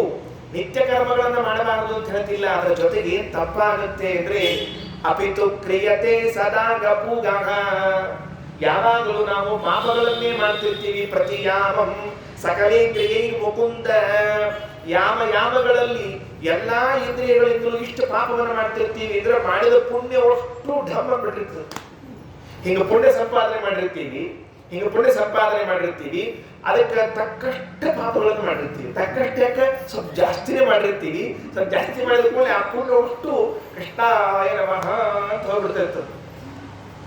ಧರ್ಮರಾಜ ಕೇಳಿದೆ, ಕೃಷ್ಣ ಮತ್ತೆ ಈ ಪುಣ್ಯ ಪಾಪ ಅಂತ ಹಿಂಗೆಲ್ಲ ಹೇಳ್ಕೊತಿರ್ತಾರೆ, ಇದರ ವಿಜಯ ಸ್ವಾಮಿ ಶ್ಲೋಕಕ್ಕೆ ಏನದ, ಇದಕ್ಕೆ ಮಹಾಭಾರತದ ಸಂಬಂಧಪಟ್ಟಿರುವಂತಹ ವಾಕ್ಯವನ್ನು ಹೇಳಿರ್ತೀನಿ ಅಷ್ಟ ಮತ್ತೆ ಇಲ್ಲಿ ಸಮನ್ವಯ ಮಾಡಿ ತೋರಿಸ್ತೀನಿ. ಏನ್ ಕೇಳ್ತಾನೆ? ಅಲ್ಲ, ದುರ್ವಿಜ್ಞೇಯ ಮತನಿ ಅಥೇ ದುರ್ವಿಜ್ಞೇಯ ತಮಂ ನಿತ್ಯ ಮಮ ಭಕ್ತೇರ್ ಮಹಾತ್ಮವಿಹಿ. ಧರ್ಮರಾಜ ಕೇಳಿದ, ಈ ಪುಣ್ಯ ಪಾಪ ಅಂದ್ರೆ ಏನು ಅಂತ ತಿಳಿಯಂಗಿಲ್ಲ, ಇದನ್ನ ನಾವು ಬ್ಯಾಲೆನ್ಸ್ ಮಾಡೋದು ಹೆಂಗ, ಇದನ್ನ ಪರಿಹಾರ ಮಾಡ್ಕೊಳ್ಳೋದು ಹೆಂಗ ತಿಳಿವಲ್ತಾಗಿದೆ ಹೇಳು ಅಂತ ಕೇಳಿದ್ದಂತ. ಯಾರಿವರು? ಯಮದೇವರ ಅವತಾರರಾಗಿರುವಂತಹ ಧರ್ಮರಾಜ ಕೇಳಿರ್ತಾರೆ, ಪುಣ್ಯ ಪಾಪ ಅಂದ್ರೆ ಏನು ಹೆಂಗ ಅಂತ ಕೇಳಿರ್ತಾರೆ. ನಮಗೂ ಈ ಪುಣ್ಯ ಪಾಪ ಅಂದ್ರೆ ಯಾವ ಅಂಗಡಿಯಾಗ ಸಿಗ್ತದೆ, ಎಲ್ಲರೂ ಎಷ್ಟು ಕಿಲೋ ಗಟ್ಟಲೆ ಸಿಗ್ತದೆ, ಸ್ವಲ್ಪ ಚೀಲ ತಗೊಂಡು ಹೋಯ್ತಂದ್ ನೋಡೇನು, ಕಾಯಿಪಲ್ಯ ಹೋದ ತರ್ತೀವ ಹೆಂಗೆ ತಗೊಳ್ಳೇನು ಅಂತಂದ್ರೆ ಪುಣ್ಯ ಪಾಪ ಅಂದ್ರೆ ಬೇರೆ ಯಾವ ಇಲ್ಲ, ಇಷ್ಟ ಕೆಲಸ. ದುಃಖಕ್ಕೆ ಕಾರಣವಾಗುವ ಕರ್ಮಗಳೆಲ್ಲವೂ ಪಾಪ ಅಂತ ಕರೆಸಿಕೊಳ್ತಾವ, ಸುಖಕ್ಕೆ ಕಾರಣವಾಗುವ ಕರ್ಮಗಳೆಲ್ಲವೂ ಪುಣ್ಯ ಅಂತ ಕರೆಸಿಕೊಳ್ತಾವ. ಇಷ್ಟೇ. ಇವತ್ತು ನಾವು ಸುಖವಾಗಿ ಇದ್ದೀವಿ ಅಂದ್ರೆ ಅದಕ್ಕೆ ತಕ್ಕಂಥ ಕರ್ಮಗಳನ್ನು ಮಾಡಿದ್ದೀವಿ, ದುಃಖದಾಗಿದ್ದೀವಿ ಅಂದ್ರೆ ಅದಕ್ಕೆ ತಕ್ಕಂಥ ಕರ್ಮಗಳನ್ನು ಮಾಡಿದ್ದೀವಿ. ದುಃಖಕ್ಕೆ ಕಾರಣವಾಗುವ ಕರ್ಮಗಳು ಪಾಪ, ಸುಖಕ್ಕೆ ಕಾರಣವಾಗುವಂತಹ ಕರ್ಮಗಳು ಪುಣ್ಯ. ಇಹದಲ್ಲೂ ಪರದಲ್ಲೂ, ಕೇವಲ ಇಲ್ಲಲ್ಲ, ಇಹ ಪರಗಳಲ್ಲಿ ಎರಡೂ ಕಡೆಗಳಲ್ಲೂ ಕೂಡ ಇಷ್ಟನ್ನೇ ತಿಳಿದುಕೊಳ್ಬೇಕು. ಅದಕ್ಕೆ ಕೃಷ್ಣ ಕೇಳಿದ, ಮತ್ತೆ ಈ ಪುಣ್ಯ ಪಾಪ ಅಂದ್ರೆ ಹಿಂಗಪ್ಪ, ಸುಖಕ್ಕೆ ದುಃಖಕ್ಕೆ ಕಾರಣವಾಗುತ್ತೆ ಹೇಳ, ಹಂಗಾರೆ ಇದನ್ನ ತಿಳ್ಕೊಳ್ಳೋದು ಹೆಂಗ, ಬ್ಯಾಲೆನ್ಸ್ ಮಾಡೋದು ಹೆಂಗ ಅನ್ನೋ ಒಂದು ದೃಷ್ಟಾಂತ ಕೊಡ್ತಾನೆ ದೇವರು. ಆ ಚಂದ ಹೇಳ, ಪುಣ್ಯ ಜಾಸ್ತಿ ಹೆಂಗ, ಪಾಪ ಕಡಿಮೆ ಹೆಂಗ, ಪಾಪ ಜಾಸ್ತಿ ಹೆಂಗ, ಪುಣ್ಯ ಕಡಿಮೆ ಹೆಂಗ ಅನ್ನೋದಕ್ಕೆ ಒಂದು ದೃಷ್ಟಾಂತ. ಏನಿಲ್ರಿ, ದಿವಸ ಸ್ನಾನ ಮಾಡೋ ಕಾಲಕ್ಕೆ ಬಿಸಿನೀರು ತಣ್ಣೀರಿಂದ ನೋಡ್ರಿ, ಆ ಬಿಸಿನೀರು ತಣ್ಣೀರು ದೃಷ್ಟಾಂತ ಹೇಳ, ಬೇರೆ ಏನಿಲ್ಲ. ಯಥೈವ ಶೀತ ಮುದಕಂ ಉಷ್ಣೇನ ಬಹುನಾವೃತಂ ಭವೇತ್ತು ತಕ್ಷಣಾದುಷ್ಣಂ ಶೀತತ್ವಂಚ ವಿನಶ್ಯತಿ. ಭಾಂಡಿ ಒಳಗೆ ಸ್ನಾನ ಮಾಡೋ ಕಾಲಕ್ಕೆ ಒಂದು ಬಕೆಟ್ ಒಳಗೆ ಒಂದು ತಣ್ಣೀರು ಹಾಕೊಂಡಿರ್ತೀವಿ. ಆ ತಣ್ಣೀರ್ನ್ಯಾಗ ನಾವೇನ್ರ ಬಿಸಿನೀರು ಹಾಕೋತ ಹೋದ್ವಿ ತಿಟ್ಕೊಳ್ರಿ. ಎಷ್ಟು ಬಿಸಿನೀರು ಹಾಕ್ಬೇಕು ಅಂತಂದ್ರೆ, ಅದು ಬಿಸಿನೀರು ಬಹಳ ಆತು ಅಂದ್ರೆ ಮೊದಲಿಗೆ ಪಾತ್ರೆಯೊಳಗಿದ್ದ ತಣ್ಣೀರೊಳಗೆ ಶೀತಕ್ಕೆ ಇರ್ತದ, ತಣ್ಣೀರು ಅಂತ ಏನಂತೀವಿ, ಅದು ಹೋಗ್ಬಿಡ್ತದೆ. ಬಿಸಿನೀರು ಜಾಸ್ತಿ ಆಗ್ತದೆ, ಎಲ್ಲ ಬಿಸಿ ಆಗಿಬಿಡ್ತಾವ. ಇದು ಉಲ್ಟಾ, ಬಿಸಿನೀರು ಭಾಂಡ್ಯಾಗ ಇರ್ತದೆ, ತಣ್ಣೀರು ಸುರ್ಕೋತ ಹೋಗ್ತಾರೆ, ಆ ಇಡೀ ಬಿಸಿನೀರಿನ ಭಾಂಡಿ ತಣ್ಣಗೆ ಹಾಕಿ ಕೂತ್ಬಿಟ್ಟಿರ್ತದೆ. ಇದರ ಹೌದಿಲ್ಲು. ಅಂದಮೇಲೆ ನೀರಿನ ಪ್ರಮಾಣ ಯಾವುದು ಜಾಸ್ತಿ ಆಗ್ತದೋ ತದ್ವಿರುದ್ಧವಾದ ನೀರಿನ ಗುಣ ಏನಾಗ್ತದೆ, ಇದು ಕಡಿಮೆ ಆಗ್ತದೆ. ಇದೇ ದೃಷ್ಟಾಂತ ಕೊಟ್ಟಾರ. ಹಂಗಾರೆ ನಾವೀಗ ಪುಣ್ಯವನ್ನ ತಣ್ಣೀರು ಇಟ್ಕೊಂಡು ಏನ್ ಕೊಟ್ರಿ, ಭಾಂಡೆ ಹಾಕಿ ಸ್ವಲ್ಪ ಅದ್ರ ಮೇಲೆ ಪಾಪವನ್ನ ಎಷ್ಟು ಮಾಡ್ಕೋತ ಹೊಂಟಿವಿ ಅಂತಂದ್ರೆ, ಬಿಸಿನೀರು ಹಾಕಿ ಹಾಕಿ ಹಾಕಿ ಹಾಕಿ ಆ ತಣ್ಣೀರು ಹೋಗಿ ಬಿಸಿ ಆಗೋಷ್ಟು ಮಾಡಿರ್ತೀವಿ. ಅದು ಉಲ್ಟಾ, ಬಿಸಿನೀರು ಹಾಕಿದ್ದೀವಿ ಪಾತ್ರೆಯಲ್ಲಿ, ತಣ್ಣೀರು ಎಷ್ಟು ಹಾಕ್ಲಿಕತ್ತೀವಿ ಅಂತಂದ್ರೆ ಆ ಬಿಸಿ ಹೋಗಿ ಒಟ್ಟು ತಣ್ಣೀರು ಹಾಕಿಕೊಡೋಷ್ಟು ಹಾಕ್ಲಿಕತ್ತೀವಿ ನಾವು. ಇದೇ ದೃಷ್ಟಾಂತ ಬೇರೆ ಕೊಟ್ಲೆ ಕೃಷ್ಣ. ಇದು ನಮಗೆ ಲಘು ಅರ್ಥ ಆಗೋದು, ಯಾಕಂದ್ರೆ ದಿವಸ ಸ್ನಾನ ಮಾಡ್ಕೊಳ್ಳೋಕೆ ಹಿಂಗೆ ಮಾಡಿರ್ತೀವಿ ನಾವು. ಬಾವಿಗೆ ಇಮೇಲೆ ಮಾಡದೆ ಇದ್ದವ್ರು ಕಥೆ ಹೇಳಿದ್ರೆ, ಬಾವಿ ಮೇಲೆ ನಿಂತ್ಕೊಂಡು ಸ್ನಾನ ಮಾಡೋರಿಗೆ ಬಿಸಿಲು ತಣ್ಣಿ ಇಲ್ರಿ. ಮಳೆಗಾಲ, ಚಳಿಗಾಲ, ಬಿಸಿಲುಗಾಲ ಎಲ್ಲ ಒಂದೇ ಕಾಲ ಇರ್ತದೆ. ಮನ್ಯಾಗ ಬಚ್ಚಲ್ದಾಗ ಬಕೆಟ್ನ ನೀರು ಬಿಟ್ಕೊಂಡು ಎರಡೂ ಕಡೆ ಸಮ ಬಿಟ್ಕೊಂಡು ಕೆಲವರು ಕೂತಿರ್ತಾರೆ, ಮತ್ತೆ ಈ ಕಡೆ ಸ್ವಲ್ಪ ಜಾಸ್ತಿ, ಈ ಕಡೆ ಸ್ವಲ್ಪ ಸಣ್ಣ ಬಿಟ್ಟಿರ್ತಾರೆ. ಅಂಥವ್ರ ಕೆಟ್ಟ ದೃಷ್ಟಾಂತ ಕೊಟ್ಟದ. ಅದಕ್ಕೆ ನಾವು ಬಿಸಿ ನೀರಿನ ಮಾತ್ರೆಯನ್ನ ಹೆಚ್ಚು ಮಾಡಿದರೆ ತಣ್ಣೀರಿನ ಅಂಶ ಕಡಿಮೆ ಆಗ್ತದೆ, ತಣ್ಣಗೆ ಹೋಗ್ಬಿಡ್ತದೆ. ತಣ್ಣೀರಿನ ಅಂಶ, ತಣ್ಣೀರು ಜಾಸ್ತಿ ಹಾಕಿದ್ರೆ ಬಿಸಿ ನೀರಿನ ಬಿಸಿ ಉಷ್ಣತ್ವ ಹೋಗ್ತದಲ್ಲ, ಅದೇ ರೀತಿಯಾಗಿ ನಾವು ಮಾಡಿರುವಂತಹ ಪುಣ್ಯಗಳು ಹೆಚ್ಚಾದರೆ ಪಾಪ ಹೋಗಿ ಬಿಡ್ತದೆ, ಕಡಿಮೆ ಆಗ್ತದೆ.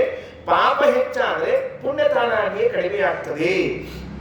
ಅದಕ್ಕೆ ಏನ್ ಮಾಡಬೇಕು ಅಂತ ಕೇಳಿದ್ರೆ ಒಂದು ಮಾತು ಹೇಳ್ತಾನೆ ಕೃಷ್ಣ, ಖ್ಯಾಪನೇನ ಅನುತಾಪೇನ ಪ್ರಾಯ ಪಾಪಂ ಪ್ರಣಶ್ಯತಿ. ಎರಡು ಕೆಲಸ ಮಾಡ್ಬೇಕಂತ. ಒಂದು ಅನುತಾಪ, ಪ್ರಾಯಶ್ಚಿತ್ತ, ಅಯ್ಯೋ ಮಾಡಬಾರ್ದಾಗಿತ್ತು ಅಂತ ಅಂದುಕೊಂಡು ಮತ್ತೆ ಮರುದಿವ್ಸ ಮಾಡಬಾರ್ದು. ಮತ್ತೆ ನಮ್ಮಲ್ಲಿ ಹಂಗೆ ಇರ್ತಾವ, ಇವತ್ತಂತೂ ಅಂದ್ಕೊಂಡ್ಬಿಟ್ಟೆ ಅನ್ನಬಾರ್ದು ಅಂತ ತಿಳ್ಕೊಂಡು ನಾಳೆ ಮಾಡೋದು, ಮತ್ತೆ ನಾಳೆ ಮಾಡಬಾರ್ದು ಅಂತ ಅನ್ಕೊಳ್ಳೋದು ಅಂತ ಹಿಂಗೆ ಮಾಡ್ಲಿಕ್ಕೆ ಬರೋದಿಲ್ಲ. ಮತ್ತೆ ಒಮ್ಮೆ ಮಾಡಬಾರ್ದು ಅಂತ ಅಂದ್ಕೊಂಡ್ಮೇಲೆ ಜನ್ಮದಲ್ಲಿ ಇನ್ನೆಂದೂ ಆ ಪಾಪವನ್ನ ಮಾಡಬಾರ್ದು, ಆ ಕರ್ಮವನ್ನು ಮಾಡಬಾರ್ದು. ಇಲ್ಲ ಖ್ಯಾಪನೆಯನ್ನು ಹೇಳ್ಕೊಳ್ಬೇಕು ದೊಡ್ಡವ್ರ ಮುಂದೆ. ಅದಕ್ಕೆ ಹೇಳಿದ, ತಥಾಕೃತಶ್ಚ ರಾಜೇಂದ್ರ ಧರ್ಮೋ ನಶ್ಯತಿ ಭಾರತ ಭೌ ಗೂಹಿತೌ ಸಪ್ರತಿಮ್ಯಾತೋ ನ ಸಂಶಯ. ಪುಣ್ಯ ಆಗಲಿ ಪಾಪ ಆಗಲಿ ಮುಚ್ಚಿಟ್ಟಿದ್ರೆ ಬೆಳಿತಾವಂತೆ, ಎರಡು ಬೆಳಿತಾವಂತೆ. ಪುಣ್ಯ ಮುಚ್ಚಿಡ್ಬೇಕ್ರಿ, ಮಾಡಿದ ಪುಣ್ಯ ಹೇಳ್ಕೊಂಡ್ ಬರ್ಲಿಕ್ಕೆ ಹೋಗ್ಬಾರ್ದು, ಯಾಕಂದ್ರೆ ಅದು ಬೆಳಿಬೇಕು ಅಂತ. ಪಾಪ ಮುಚ್ಚಿಡಬಾರ್ದು, ಹೇಳ್ಕೋಬೇಕು, ಯಾಕಂದ್ರೆ ಬೆಳಿಬಾರ್ದು ಅಂತ ತಿಳ್ಕೊಂಡು ಹೇಳಿ. ಹಾಗಾಗಿ ಪುಣ್ಯ ಪಾಪಗಳೆರಡೂ ಕೂಡ ನಮ್ಮ ಮನೆಯಲ್ಲಿ ಸ್ನಾನಕ್ಕೆ ಉಪಯೋಗಿಸುವ ಬಿಸಿನೀರು ತಣ್ಣೀರಿದ್ದಂತೆ, ತಣ್ಣೀರು ಹೆಚ್ಚಾದಾಗ ಬಿಸಿನೀರನ್ನ ಹಾಕಿ ಅದನ್ನು ಬಿಸಿ ಮಾಡುವಂತೆ ಪಾಪಕರ್ಮಗಳು ಹೆಚ್ಚಾಯಿತು ಅಂತ ಅನಿಸಿದ ಕೂಡಲೇ ಪುಣ್ಯಕರ್ಮಗಳನ್ನು ಜಾಸ್ತಿ ಮಾಡಿದ್ರೆ ಪರಿಹಾರ ಮಾಡಿಕೊಳ್ಬೇಕು.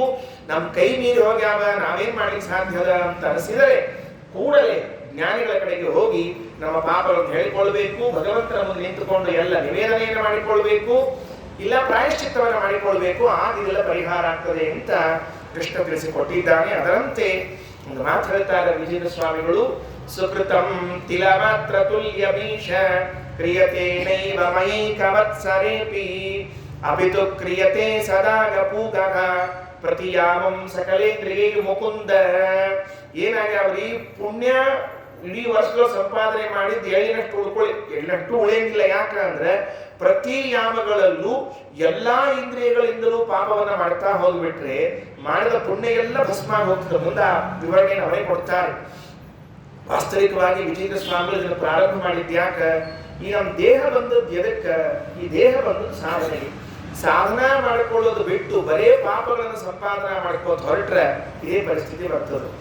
11ನೇ ಸ್ಕಂದೊಳಗೆ ಒಂದು ಶ್ಲೋಕ ಬರ್ತದೆ ಭಾಗವತದೊಳಗೆ, ಭಾಳ ಚಂದ ಹೇಳ. ವಿಷ್ಣು ತೀರ್ಥರು ಈ ಶ್ಲೋಕವನ್ನ ದೇಹ ಪ್ರಶಂಸಾ ಪ್ರಕರಣದಲ್ಲಿ ಹೇಳುವಾಗ ಮಾತಂತಾರೆ, ಲಬ್ಧ್ವಾ ಸುದುರ್ಲಭಮಿದಂ ಬಹು ಸಂಭವಾಂತೆ, ಲಬ್ಧ್ವಾ ಸುದುರ್ಲಭಮಿದಂ ಬಹು ಸಂಭವಾಂತೆ ಮಾನುಷ್ಯಮರ್ಥದಮನಿತ್ಯಮಪೀಹ ಧೀರಃ ತೂರ್ಣಂ ಯತೇತನ ಪತೇದನು ಮೃತ್ಯು ಯಾವತ ನಿಶ್ರೇಯಸಾಯ ವಿಷಯ ಖಲು ಸರ್ವತಃ ಸ್ಯಾತ್. ಈ ದೇಹ ಬರೋದು ತುಂಬಾ ರೇರ್ ಆಗಿ ಬರ್ತದಂತ ನಾವೇನೋ ಅನ್ಕೊಂಡ್ಬಿಟ್ಟಿವಿ. ಹಿಂದಿನ ಸಲ ಮನುಷ್ಯರಾಗಿ ಹುಟ್ಟಿದ್ವಿ, ಈ ಸತಿ ಹುಟ್ಟಿದ್ವಿ, ನೆಕ್ಸ್ಟ್ ಟೈಮ್ ಮತ್ತೆ ಮನುಷ್ಯ ಆಗ್ತೀವಿ ತಿಳ್ಕೊಂಡು ಹಂಗೆ ತಿಳ್ಕೊಳಿಕ್ ಹೋಗೋ ಕಾರಣ ಇಲ್ಲ. ಲಬ್ಧ್ವಾ ಸುದುರ್ಲಭವಿದಂ ಬಹು ಸಂಭವಾಂತೆ, ಅನೇಕ ಬಾರಿ ಹುಟ್ಟಿ ಹುಟ್ಟಿ ಹುಟ್ಟಿ ಬಂದಾಗ ಕೊನೆಗೊಂದು ಬಾರಿ ಈ ಮನುಷ್ಯ ದೇಹ ಬಂದದ. ಹಂಗೆ ಬಂದಿದ್ರೆ ಪ್ರತಿಸತ್ಯ ಮನುಷ್ಯ ದೇಹ ಬಂದದಂತೆ ತಿಳ್ಕೊಳ್ಳೋ ಕಾರಣ ಇಲ್ಲ. ತಲವಕಾರ ಉಪನಿಷತ್ತಿನಲ್ಲಿ ಹೇಳುವಾಗ ಆ ಬ್ರಹ್ಮದೇವರು ರುದ್ರದೇವರು ಹೇಳ್ತಾರೆ, ಇಹಚೇದವೇದೀತ್ ಮಹತಿ ಮಹತಿ ವಿನಷ್ಟಿ, ಇಹಚೇದವೇದೀತ್, ಒಂದು ವೇಳೆ ಈ ಜನ್ಮದಲ್ಲಿ ನೀನು ತಿಳ್ಕೊಳ್ಬೇಕಾದ ತಿಳ್ಕೊಂಡಿ ಅಂದ್ರೆ ದೊಡ್ಡ ಲಾಭ. ನಚೇದಿಹಾವೇದಿ ಮಹತಿ ವಿನಷ್ಟಿ, ಇಲ್ಲಿ ತಿಳ್ಕೊಳ್ಳಿಲ್ಲ ಅಂತಾದ್ರೆ ದೊಡ್ಡ ಹಾನಿ ಅಂತ ಹೇಳ್ತಾರೆ. ಅದಕ್ಕೆ ಯಾವಾಗಲೂ ಕೂಡ ಈ ದೇಹ ಬಂದಿರುವಾಗ ಸಾಧನೆಯನ್ನು ಮಾಡಿಕೊಳ್ಬೇಕು ಅಂತ ಎಲ್ಲ ಹಿರಿಯರ ಒತ್ತಾಸೆ. ಲಬ್ಧ್ವಾ ಸುದುರ್ಲಭಮಿದಂ ಬಹು ಸಂಭವಾಂತೆ ಮಾನುಷ್ಯದಂ ಅಪಿ, ನೋಡ್ರಿ ಇದು ಮನುಷ್ಯ ಶರೀರ, ಮನುಷ್ಯ ಅರ್ಥದಂ ನಮಗೇನೋ ಪ್ರಯೋಜನವನ್ನು ತಂದು ಕೊಡ್ತದೆ, ಆದ್ರೆ ಅನಿತ್ಯಂ, ಬಹಳ ದಿವಸ ಉಳಿತದೆ, ಮೊದ್ಲಿನ ಹಂಗೆ ಉಳಿದದ, ಹಿಂಗೆಲ್ಲ ಏನ್ ತಿಳ್ಕೊಳಕ್ಕಾಗಿಲ್ರಿ. ಅದು ಎಷ್ಟು ದಿವಸ ಉಳಿತದ, ಉಳಿದಷ್ಟು ದಿವಸದೊಳಗೆ ಏನೇನು ಮಾಡ್ಕೋಬೇಕಾಗಿದೆ ಅಷ್ಟು ಮಾಡ್ಕೊಂಡು ಕೈ ಬಿಟ್ರೆ ಚಲೋ. ಆಮೇಲೆ ತೂರ್ಣಂ ಪತೇತ ತೂರ್ಣಂ ಯತೇತ ನ ಪತೇತ ಅನುಮೃತ್ಯು ಯಾವತ್ತ, ಬೇಗ ಬೇಗನೆ ಮಾಡಿಕೊಳ್ಬೇಕು, ನಿಧಾನ ಮಾಡಿಕೊಳ್ಳಿಕ್ಕೆ ಹೋಗ್ಬೇಡ್ರಿ. ಯಾಕೆಂದ್ರೆ ಮೃತ್ಯುವಿಗೆ ನಿಧಾನ ಅಂತಿರಂಗಿಲ್ಲ ಅಂತ, ಅದಕ್ಕೆ ಅದ್ರ ಪಾಡಿಗೆ ಬರ್ತಿರ್ತದೆ ಅಂತ ನಾವು ಅನ್ಕೊಂಡಿರ್ತೀವಿ. 100 ವರ್ಷ ಆದ ಮೇಲೆ ಮರಣ ಬರ್ತದೆ ಅಂತ. ಸಾರಿ, ಯಾವತ್ತ ಗರ್ಭದಲ್ಲಿ ಸೇರಿದ್ದೇವೋ ಅವತ್ತಿನಿಂದಲೇ ಮರಣ ಅಂತನ್ನುವುದು ಶುರುವಾಗಿ ಬಿಟ್ಟಿದೆ. ಅಂದ್ರೆ ಗರ್ಭದಲ್ಲಿ ಬಂದು ಹುಟ್ಟಿದ ಕೂಡಲೇ ಅಂತ ಹೇಳ್ತಿದ್ರು, ಇಷ್ಟು ದಿವಸ ನೀವು ಇನ್ನೂ ಹಿಂದೆ ಹೋಗ್ಬಿಟ್ರಲ್ಲ ಅಂತಂದ್ರೆ ಆ ಗರ್ಭದಲ್ಲಿ ಬಂದ ಕೂಡಲೇನೆ ನಮ್ದು 1 ವರ್ಷ ಶುರುವಾಯ್ತಲ್ಲ ಆಯುಷಲ್ಲಿ. ಹಿಂಗಾಗಿ ನಾವು ಯಾವಾಗ ಮಾತೃಗರ್ಭ ಪ್ರವೇಶವನ್ನ ಮಾಡ್ತೀವೋ ಅಲ್ಲಿಂದಲೇ ನಮಗೆ ಮೃತ್ಯು ಬರ್ತಿರ್ತದೆ. ಸ್ಲೋ ಪಾಯ್ಸನ್ ಇದ್ದಂಗ್ರಿ, ಸಾವಕಾಶ ಬರ್ತದೆ, ಆದ್ದರಿಂದ ಗೊತ್ತಾಗಂಗಿಲ್ಲ. ಈ ಖಡ್ಗ ಪಿಸ್ತೂಲ್ ತಗೊಂಡಾಗ ಧಡಲ್ಲಡಿಸಿಕೊಂಡು ಒಮ್ಮೆ ಹೋದ್ರೆ ಅನಿಸ್ತಿರ್ತದೆ, ಸ್ಲೋ ಪಾಯ್ಸನ್ ಅಂತ ಇರ್ತದೆ. ಇವತ್ತು ಕೊಟ್ರೆ ಇನ್ನು 6 ತಿಂಗಳು ಬಿಟ್ಟು ಅವ್ರು ಹೋಗ್ತಿರ್ತಾರಂತ. ಹಂಗಿದ್ದಂಗೆ ಇದು ಮರಣ ಎಂಬುದು ಬರ್ತಾನೆ ಇರ್ತದೆ. ಕಾಳಿದಾಸ ಒಂದು ಮಾತು ಹೇಳ್ರಿ, ಮರಣಂ ಪ್ರಕೃತಿ ಶರೀರಿಣಾಂ ವಿಕೃತಿ ಜೀವಿತ ಮುಚ್ಚತೆ ಬುಧೈಹಿ. ಮರಣ ಅಂತನ್ನುವುದು ನಮ್ಮ ಪ್ರಕೃತಿ, ಹುಟ್ಟು ಅನ್ನೋದೇ ನಮ್ಮ ವಿಕೃತಿ ಅಂತ ಕರೆದಿದ್ದಾಗ ಈ ಪ್ರಕೃತಿ ವಿಕೃತಿಗಳ ಮಧ್ಯದಲ್ಲಿ ನಾವಿದ್ದವು. ಹಾಗಾಗಿ ಈ ದೇಹ ಬಂದಾಗ ಸಾಧನೆಯನ್ನು ಮಾಡಿಕೊಳ್ಬೇಕು. ಪರಮಾತ್ಮ ನಮ್ಮನ್ನು ಈ ಮನುಷ್ಯ ದೇಹವನ್ನ ಕೊಟ್ಟು ಸಂತೋಷ ಪಟ್ಟಂತೆ ಮೊದಲು ಬೇರೆ ಬೇರೆ ಎಲ್ಲಾರು ಸೃಷ್ಟಿ ಮಾಡಿದ್ದಂತ. ಸೃಷ್ಟ್ವಾ ಪುರಾಣಿ ವಿವಿಧಾನ್ಯ ಜಯಾತ್ಮಶಕ್ತ್ಯ ವೃಕ್ಷಾನ್ ಸರೀಸೃಪ ಪಶೂನ್ ಖಗವತ್ಸ್ಯದಂಶಾನ್, ಗಿಡ ಮರ ಎಲ್ಲ ಹುಟ್ಟಿಸಿದಂತೆ, ಸೊಳ್ಳಿ ಹಾವು ಆಮೇಲೆ ಏನೇನು ಪಕ್ಷಿ ಪ್ರಾಣಿಗಳು ಅಂತವ ಎಲ್ಲನೂ ಹುಟ್ಟಿಸಿದ್ದಾನೆ. ಅವು ನೋಡಿದಂತ ತೈತೈಹಿ ಅತುಷ್ಟ ಹೃದಯ, ಯಾವ್ದು ನೋಡಿದ್ರು ಸಮಾಧಾನ ಆಗಲಿಲ್ಲ ಅಂತ ಪರಮಾತ್ಮನಿಗೆ. ಅಲ್ಲಿ ಮತ್ತೆ ಇಷ್ಟೆಲ್ಲ ಸೃಷ್ಟಿ ಮಾಡಿ ಯಾಕೆ ಸಮಾಧಾನ ಆಗಲಿಲ್ಲ ಅಂತ ಕೇಳಿದ್ರೆ ಏನ್ ಹೇಳಬೇಕು?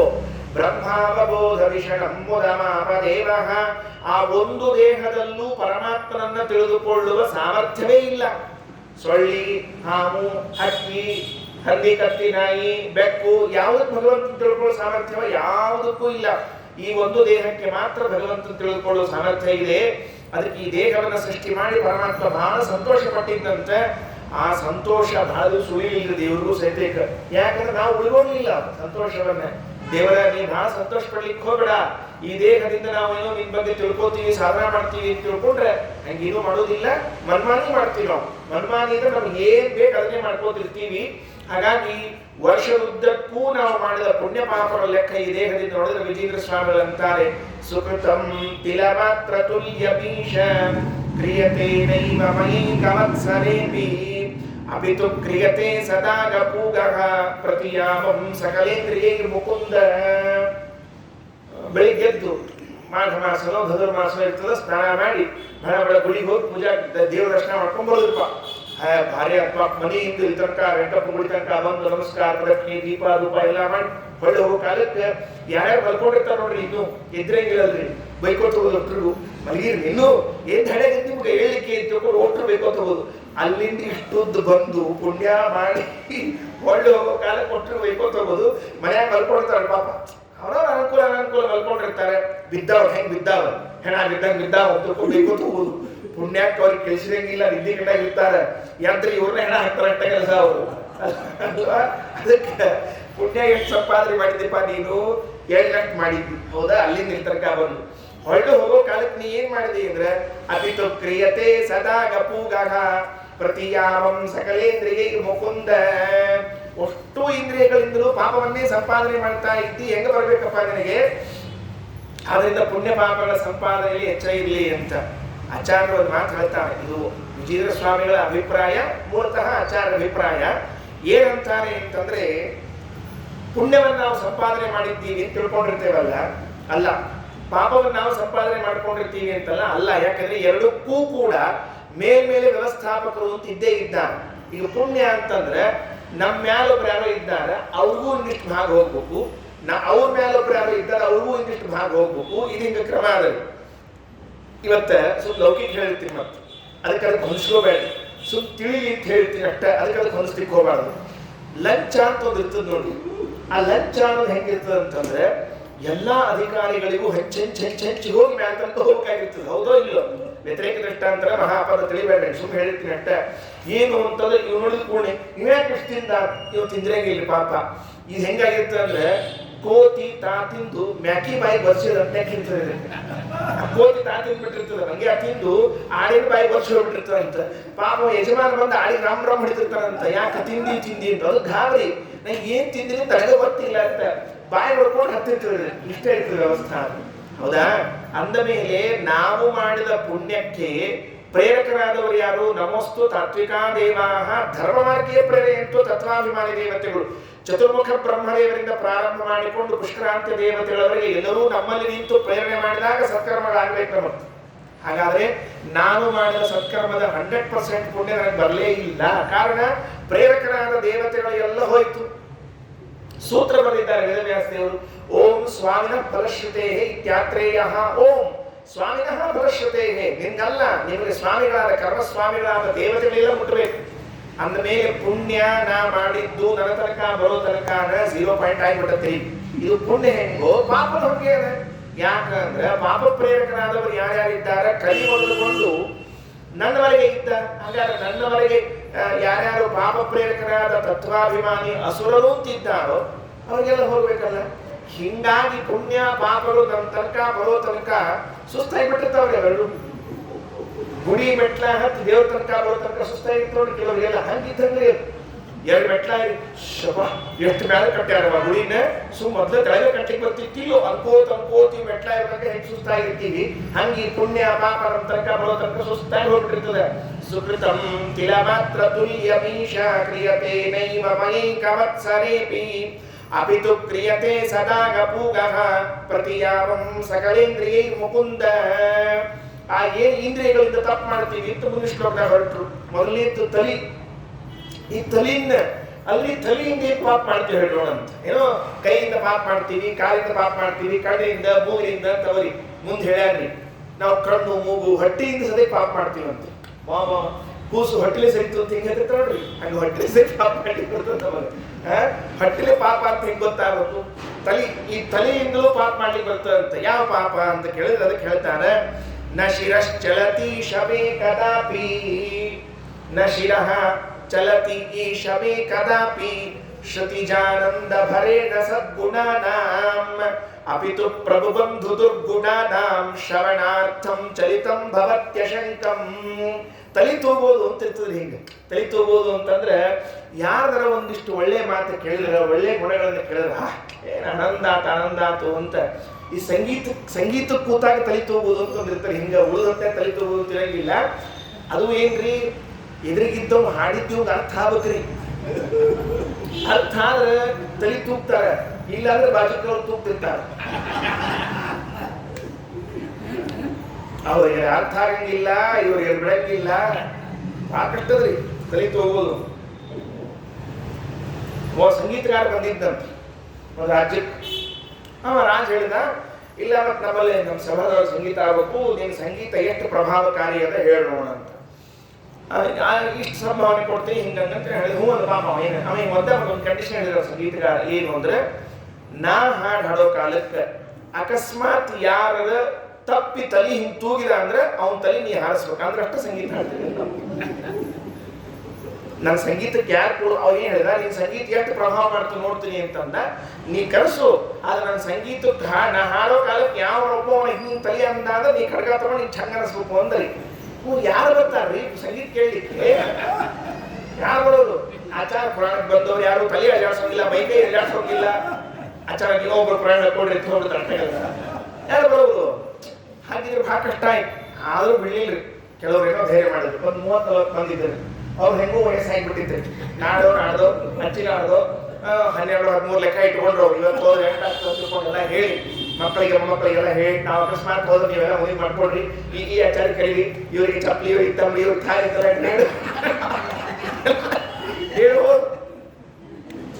ಕುತ್ಕೊಂಡ್ರು ಸಂಗೀತ ಶುರು ಅಂತಲ್ಲಿ ಹೇಳ್ತೈತಿ ನಿಮಗೆ.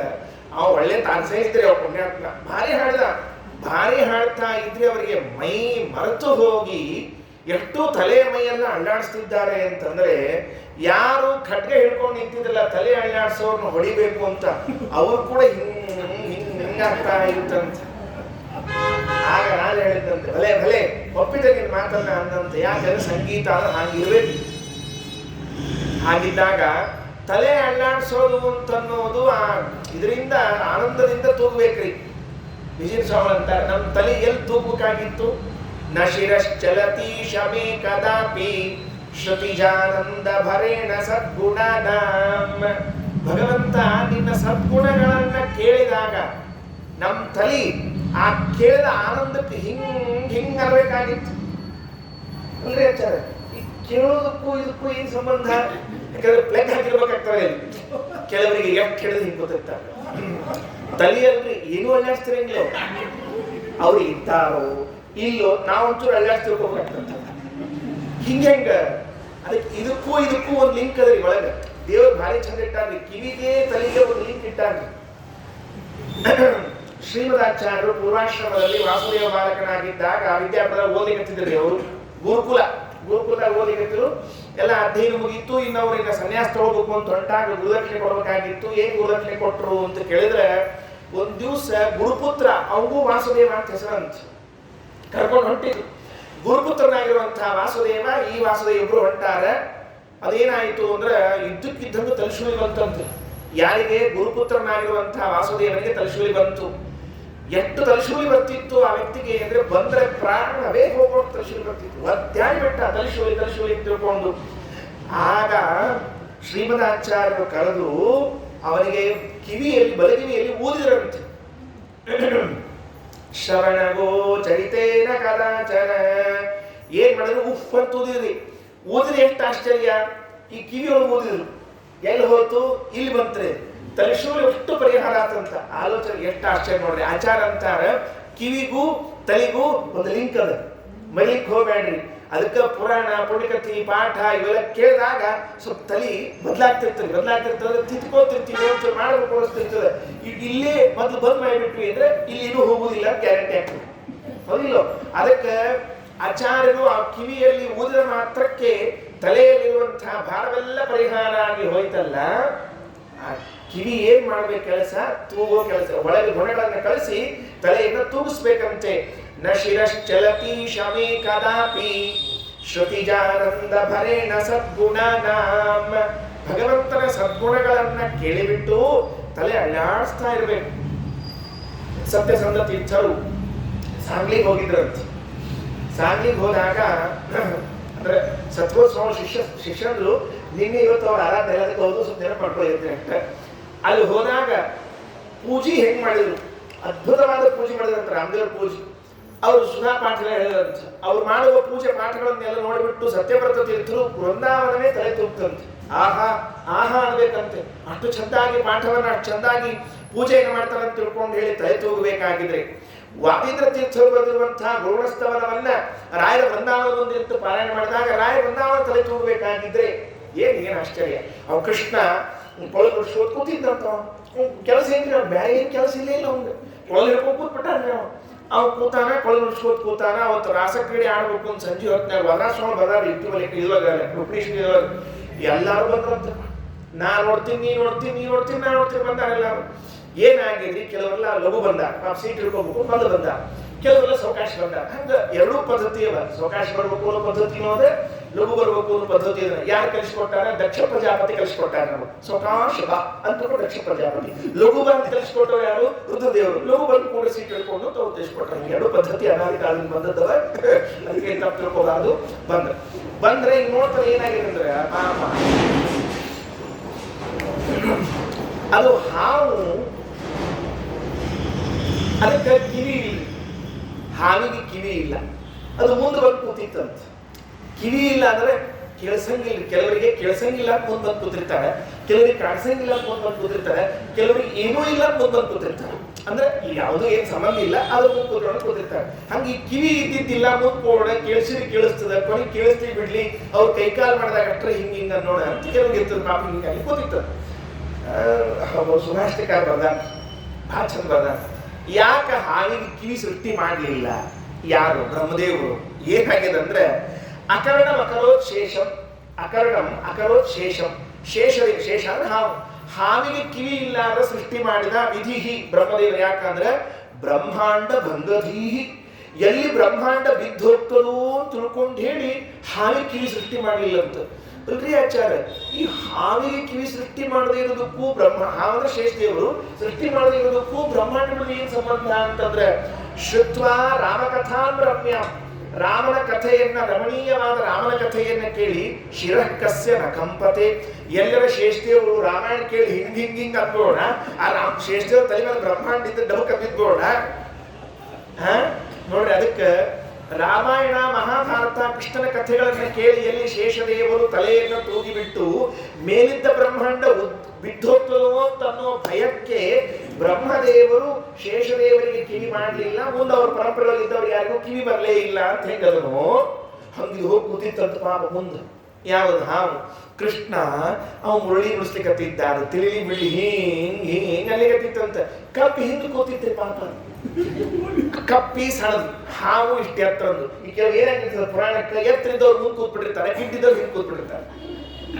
ಆ ಎತ್ತರ ಇದ್ದವ್ರು ಏನ್ ಮಾಡ್ತಿರ್ತಾರೆ? ಮುಂದೆ ಕೂತಿರ್ತಾರೆ, ಗಿಡ್ಡಿದವ್ರು ಹಿಂದೆ ಕೂತಿರ್ತಾರೆ. ಆ ಎತ್ತರ ಇದ್ದವ್ರು ಆಚಾರ ಪುರಾಣ ನೋಡ್ಲಿಕ್ಕೆ ಹಿಂಗಮ್ ಹಿಂಗ್ ಬಂದಿರ್ತಾರೆ. ಆ ಹಿಂದೆ ಕೂತವ್ ಕಂಡಾಗ್ತಿರ್ತದೆ. ಅವೇನ್ ಮಾಡ್ತಾರೆ? ಮೊದ್ಲು ಒಂದ್ಸರ್ತಿ ಹಿಂಗ್ ಹಿಡ್ಕೊಂಡಿರ್ತಾನೆ ಹಿಂಗ್ ಸೈಡಿಗೆ ಈಗ ಅಂತ ಪಾಪ ಒಂದ್ಸಲ ಇವಾಗ ಅಬ್ಬೀರ್ ಕೂತಿರ್ತಾನೆ. ಆಮೇಲೆ ಎರಡನೇ ಸಲ ಪುರುಷ ತಲೆ ಹಿಂಗ್ ಹೇಳ್ತಿರ್ತಾವ. ಅಲ್ಲೂ ಸರಿ ಹೋಗ್ಲಿಲ್ಲ, ಹೋದಲ್ಲೋ ಕೊನೆಗೆ ಅವ್ರು ಸರ್ ಶಿವನೇ ಮುಂದ್ಕೊಟ್ಬಿಡ್ತಾರೆ ಕೆಲಸ. ಅದಕ್ಕದ ಹಾವು ಹಿಂಗಿಂಗ್ ಅಳ್ಳಾಡ್ಲಿಕ್ಕೆ ಕಪ್ಪು ಹೇಳ್ತು, ನೋಡು ನೀ ಸುಮ್ ಕುತ್ಕೊಂಡು ನೋಡ್ದಿ ಚಲೋ ಅದ, ನಮಗೂ ನೋಡ್ಲಿಕ್ ಬಿಡು, ಆ ಕಡೆ ಈ ಕಡೆ ಅಲ್ಲಾಡ್ಸ್ಬಿಡ ತಲೆಯಿಂದ ಅಂತ ಕೇಳಿಲ್ರಿ. ಕೊನೆಗೆ ಈ ಕಪ್ಪು ಜಿಗಿದ ಹಾವಿನ ತಲೆ ಮೇಲೆ ಕೂತ್ಬಿಡ್ತಂತೆ. ಅದಕ್ಕೆ ನಮ್ಮ ತಲೆ ಯಾವಾಗ ತೂಗಬೇಕು, ಭಗವಂತನ ಗುಣಗಳನ್ನ ಕೇಳಿದಾಗ ತೂಗಬೇಕಂತೆ. ನ ಶಿರಶ್ಚಲತಿ ಶಮೇ ಕದಾಪಿ ಶ್ರುತಿಜಾನಂದ ಭರೇಣ ಸದ್ಗುಣಾನಾಂ. ಮತ್ತೆ ಯಾವಾಗ ತೂಗ್ತದೆ?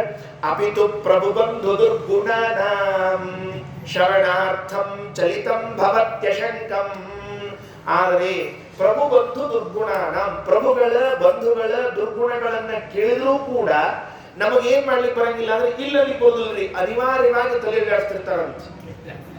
ಪ್ರಭುಗಳು ಅಂದ್ರೆ ಮೇಲಧಿಕಾರಿಗಳು. ಮೇಲಧಿಕಾರಿ ಹೆಂಗಿದ್ದಾನಂತ ಅವ್ನು ಗೊತ್ತಿರ್ತದ್ರಿ, ಅವನವ್ರ ಅನುಭವಕ್ಕೆ ವೇದ್ಯ, ಬೇರೆ ಗೊತ್ತಿರಂಗಿಲ್ಲ. ಪ್ರಾಣ ತಿಂತಿರ್ತಾರ, ಹಂಗ್ ಮಾಡ್ಬಿಡಂತಾರ ಹಿಂಗ್ ಮಾಡ್ಬಿಡಂತಾರ. ಯಾರ ಬಂದು ಅವ್ನು ಹೊಗಳಿದ ಅಂತಂದ್ರೆ ಇವನ್ ಮುಂದೆ ನಿಂತ್ಕೊಂಡಾಗ ನೋಡ್ದಿಲ್ಲ ನನ್ಗೆ ಹೆಂಗ್ ಹೊಳ್ಯಾರ ಅಂತ ತಿಳ್ಕೊಂಡು ನೀವೇನ್ ಮಾಡ್ಬೇಕು? ಇದಕ್ಕೆ ಹೌದು ಹೌದು ಹೌದು ಬಹಳ ತಾವೆಲ್ಲ ತಿಳ್ಕೊಂಡು ಇಲ್ಲಿ ಬೇಕಾಗ್ಲಿ ಬೇಡವಾಗ್ಲಿ ಆ ಪ್ರಭು ಬಂಧು ದುರ್ಗುಣ, ನಾವು ಇನ್ನೊಬ್ಬರ ದುರ್ಗುಣಗಳನ್ನ ಕೇಳುವುದಕ್ಕೆ ತಲೆ ಅಲ್ಲಾಡಿಸ್ತೀವಿ. ನಮ್ಮ ಬಂಧುಗಳು ಎಲ್ಲಾರು ಚಲೋ ಇದ್ದವ್ರು ಇದ್ದೇ ಇದ್ದಾರೆ, ಸ್ವಲ್ಪ ಎಣ ಸುಮಾರು ಇದ್ದೇ ಇರ್ತಾವ್ರು. ಹೆಂಗೆ ಅಲ್ಲಿ ಎಲ್ಲಾರು ಬಹಳ ಅಗ್ದಿ ಶ್ರೇಷ್ಠ ಕ್ವಾಲಿಟಿಯು ಬಂದಾವಂತ ತಿಳ್ಕೊಳಕ್ ಹೋಗ್ಬಾರ್ದು. ನಮ್ಮ ಜೊತೆಗೆ ಬರೋ ಕಾಲಕ್ಕೆ ಕೆಲವು ನಮ್ಮ ಸಮಾನ, ಕೆಲವು ನಮ್ಮ ವಿರುದ್ಧ, ಕೆಲವೊಬ್ಬಕ್ಕೆ ಶ್ರೇಷ್ಠ, ಕನಿಷ್ಠ ಹಿಂಗೆ ಬಂದಿರ್ತಾವೆ. ಅವ್ರದೆಲ್ಲ ದುರ್ಗುಣಗಳನ್ನ ಕೇಳಿದಾಗಲೂ ಮನೆಯೊಳಗೆ ಸುಮ್ಮನೆ ಕೆಲವು ತಲೆ ಅಲ್ಲಾಡಿಸೋ ಕಾರ್ಯಕ್ರಮ ಅಂತ ಇರ್ತದೆ. ಅದನ್ನ ಬಿಟ್ಬಿಟ್ಟು ನಿಮ್ಮಪ್ಪ ಹಿಂಗಿದ್ದಾನೆ ಅಂತ ತಿಳ್ಕೊಂಡು ಹೆಂಡತಿ ಅಪ್ಪ ಬೈಯೋಣ, ಅಥವಾ ಹೆಂಡತಿ ಅವ್ವ ಬೈಯೋಣ, ಅಕ್ಕಿ ಇವರಿಗೆ ಬೈಯೋಣ, ಬಹಳ ಕಷ್ಟ ಆಗ್ತಾವ.